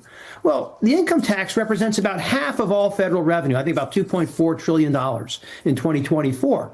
Well, and on the other hand, you got Scott Bessent saying they're going to negotiate deals, meaning that they're going to lower tariffs. So there's this utter incoherence in what the president is saying, making it extraordinarily difficult for congressmen like Mike Lawler and others to try to explain it, because you really can't explain it. This is crazy, and it's hurting these Republican congressional candidates who will be up in 2026, without a doubt. Former Congressman Charlie Dent and Ian Sands, thank you, gentlemen, for the conversation. Today, Donald Trump started threatening Republican U.S. senators that they better not vote against him this week on this tariffs bill. This is a bill that's going to come up in the Senate that has precisely zero chance of becoming law because they're never even going to vote on it in the Republican-controlled House. Even if it passed the Senate, it would go nowhere. There's no chance it can actually become law. Still, though, Trump appears to be freaking out that Republican senators are going to vote against him on it, because his tariff adventures are rating somewhere between lice and bedbugs in terms of their popularity with the American people. And what Republican senator wouldn't want to distance him or herself from that? He's threatening Republican senators that they better not vote against him on this, not because the vote will matter, but because he's desperate to stop his own party from turning against him. Just 100 days in, as he pursues a radically unpopular agenda and, frankly, does so very poorly. He's doing things that the American people hate the idea of, and then when he executes on those things, he fails. Bad ideas done badly. So listen, here's where I think we are right now. I think that Trump and the Trump administration are going to throw some increasingly wild pitches to try to change the political trajectory of how things are going. I mean, they're now deporting U.S. citizens. You can't deport a U.S. citizen. U.S. citizens are from here. There's nowhere to deport them to. They're now arresting judges, right? It's insane. I think that we should expect some wild pitches, some truly reckless actions to try to change the trajectory of how things are going, to try to make it seem like this is a new game. I think because of that instinct in Trump, we should expect that there are going to be some things ahead that are markedly more horrible than even what they have done already. I think they're going to try to put some proverbial heads on pikes, and I think that's going to be terrible. I also think, though, that the more important truth here is that the country is against them, and the country is against him, and he knows it. And the country is not only willing to get out and protest against him, they are willing to do it over and over and over and over and over and over again in every state in the country and just about every town. Culturally, it is now firmly established that capitulation and sucking up to Trump is shameful and weak and marks you as a loser. Conversely, I think it is culturally ingrained now that saying no to Trump and fighting him and standing up to him shows that you are strong and a winner and somebody who other people might be interested in. The superabundance of court rulings against Trump will continue. I think that will help. Bottom line, I think as long as the movement against him stays nonviolent, the movement against him wins. I think Republicans in elected office at every level will face unrelenting and increasing pressure to split from Trump on his almost unbelievably unpopular policies. Everything from tariffs to cutting Medicaid, to what he's doing to Social Security, to his treatment of Ukraine, to medical research, to Meals on Wheels, to Head Start, all of it. Republicans will be under unrelenting and increasing pressure to split from him on basically every policy with which he is associated. And yes, that includes immigration. And yes, that includes his abuse of trans people. I think relentless opposition and mockery of his failures will spread and intensify as those are further exposed and as nobody in any part of Republican politics finds any way to defend him. I think emergency defense measures will increasingly spring up all over the country whenever he tries to pick anyone off, immigrants or otherwise. I think 100 days in that Donald Trump is losing. And I think Americans defending democracy are winning. Okay, I mentioned this at the top of the show, but Illinois Governor J.B. Pritzker delivered a speech last night in New Hampshire. It was quite a speech that I just think you need to hear more of, because there's not a moment in this speech where he holds back. And he makes a pretty compelling case for why calling things out directly and clearly is really the only way to go. Let's start with something that should, be easy to say. It's wrong to snatch a person off the street and ship them to a foreign gulag with no chance to defend themselves in a court of law. Standing for the idea that the government doesn't have the right to kidnap you without due process is arguably the most effective campaign slogan in history. It's the OG of political messaging. Today it's an immigrant with a tattoo. Tomorrow it's a citizen whose Facebook post annoys Donald Trump. There are plenty of people in this country who hold opinions that I find abhorrent, but my faith and our Constitution dictate that I fight for their freedoms as loudly as I defend my own. And as a Ukrainian-American Jew who built a Holocaust museum, whose family immigrated here as refugees from the Russian pogroms, let me say this to Donald Trump. Stop tearing down the Constitution in the name of my ancestors. I mean, for Democrats who are unsure about how to talk about Trump's lawless deportation program, that just gave you a pretty good idea. How about Elon Musk and the rest of Trump's cronies? Well, don't worry, you talked about them too. The governor had a few things to say about them. Our small businesses don't deserve to be bankrupted by unsustainable tariffs. Our retirees don't deserve to be left destitute by a Social Security Administration decimated by Elon Musk. Our citizens don't deserve to lose health care coverage because Republicans want to hand a tax cut to billionaires. Our federal workers don't deserve to have, a 19-year-old Doge bro called Big Balls destroy their careers. Autistic kids and adults who are loving contributors to our society don't deserve to be stigmatized by a weird Nepo baby who once stashed a dead bear in the backseat of his car. Our military service members don't deserve to be told by a washed-up Fox TV commentator who drank too much and committed sexual assault before being appointed Secretary of Defense that they can't serve their country simply because they're black or gay or a woman. If it sounds like I'm becoming contemptuous of Donald Trump and the people that he has elevated, it's because I am. You should be too.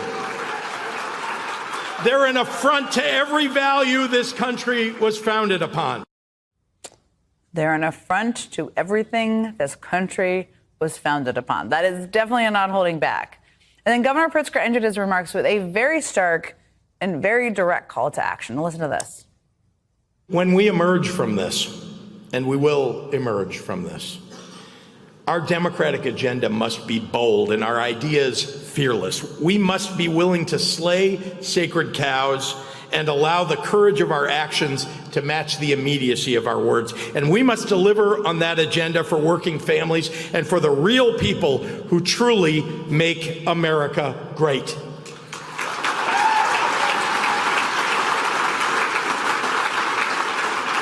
Listen, I understand the tendency to give in to despair right now, but despair is an indulgence that we cannot afford in the times upon which history turns. Never before in my life have I called for mass protests, for mobilization, for disruption, but I am now.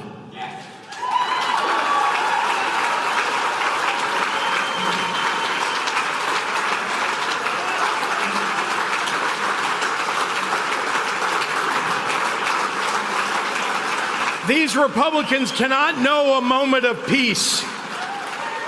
They have to understand that we will fight their cruelty with every megaphone and microphone that we have. We must castigate them on the soapbox and then punish them at the ballot box. These Republicans cannot know a moment of peace. I told you you'd want to hear that speech. And you're not going to want to go anywhere because Illinois Governor J.B. Pritzker joins me next. And joining me now is Illinois Governor J.B. Pritzker. Governor, it's great to see you. That was quite a speech last night. We've been trying to play parts of it for the audience.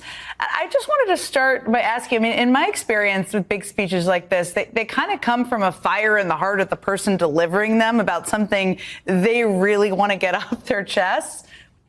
What did you tell your team who wrote the first draft about what you wanted people who watched it to take away from it? Thanks, Jen. And look, let me be clear. We're in a perilous moment in this country. There is, tumult around everyone in this country. We've had our economic rights taken away. We've had our civil rights taken away. And it's only been 100 days.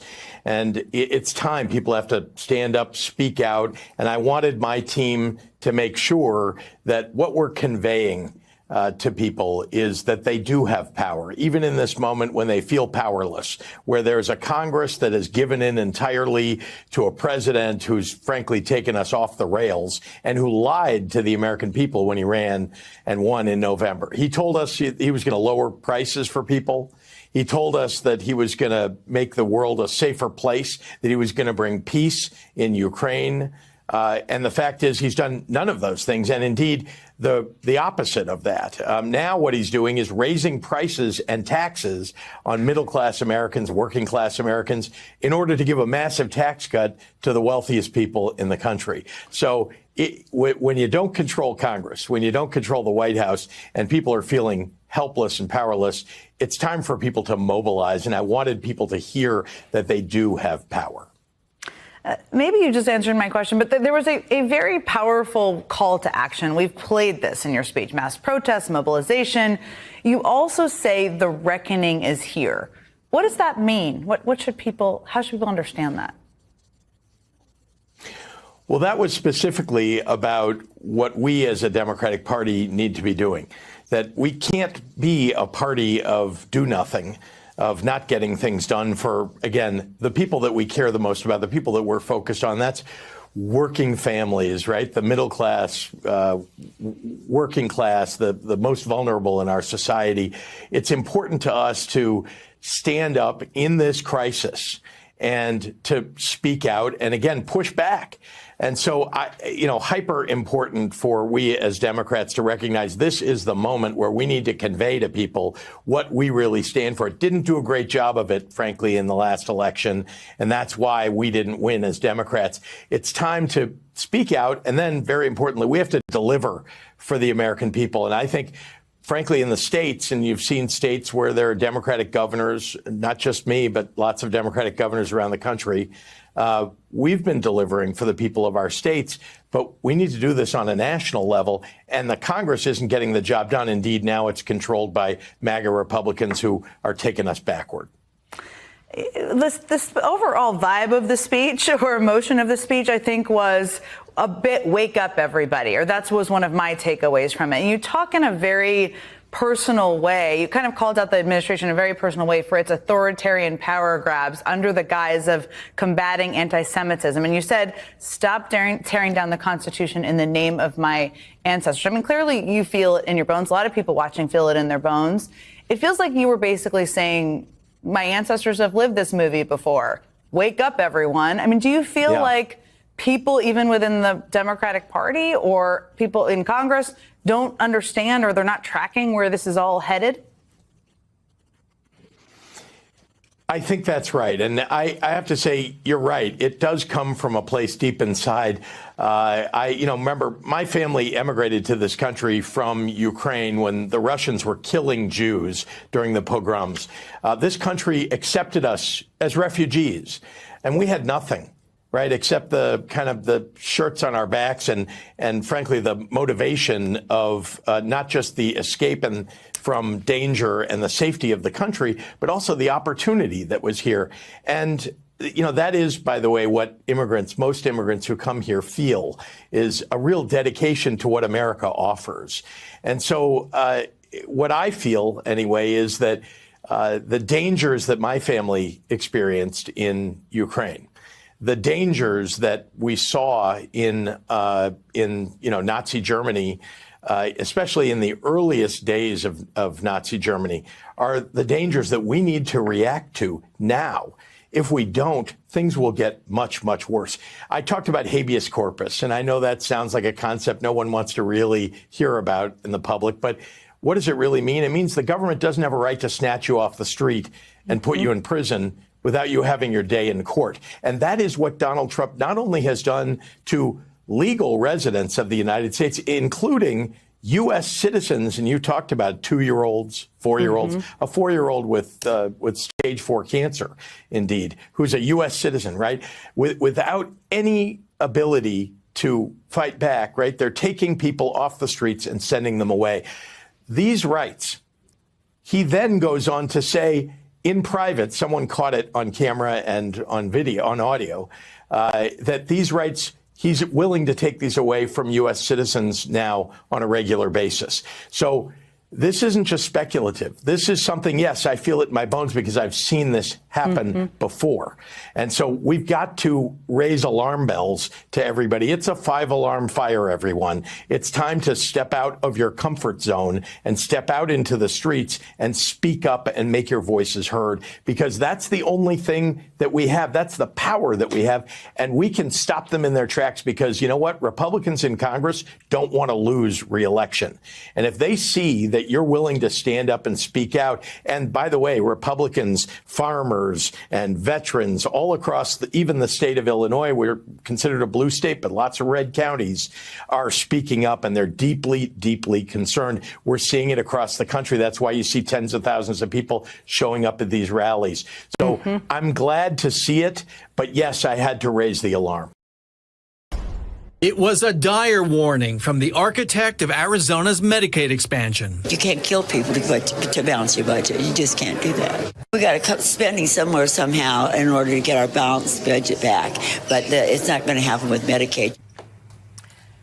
Even Jan Brewer, who is the former Republican governor of Arizona, is blowing the whistle, sounding the alarm on what is going on with the budget Republicans are advancing this week. This is a budget that calls for $1.5 trillion with the T dollars in spending cuts, which would inevitably hit the Social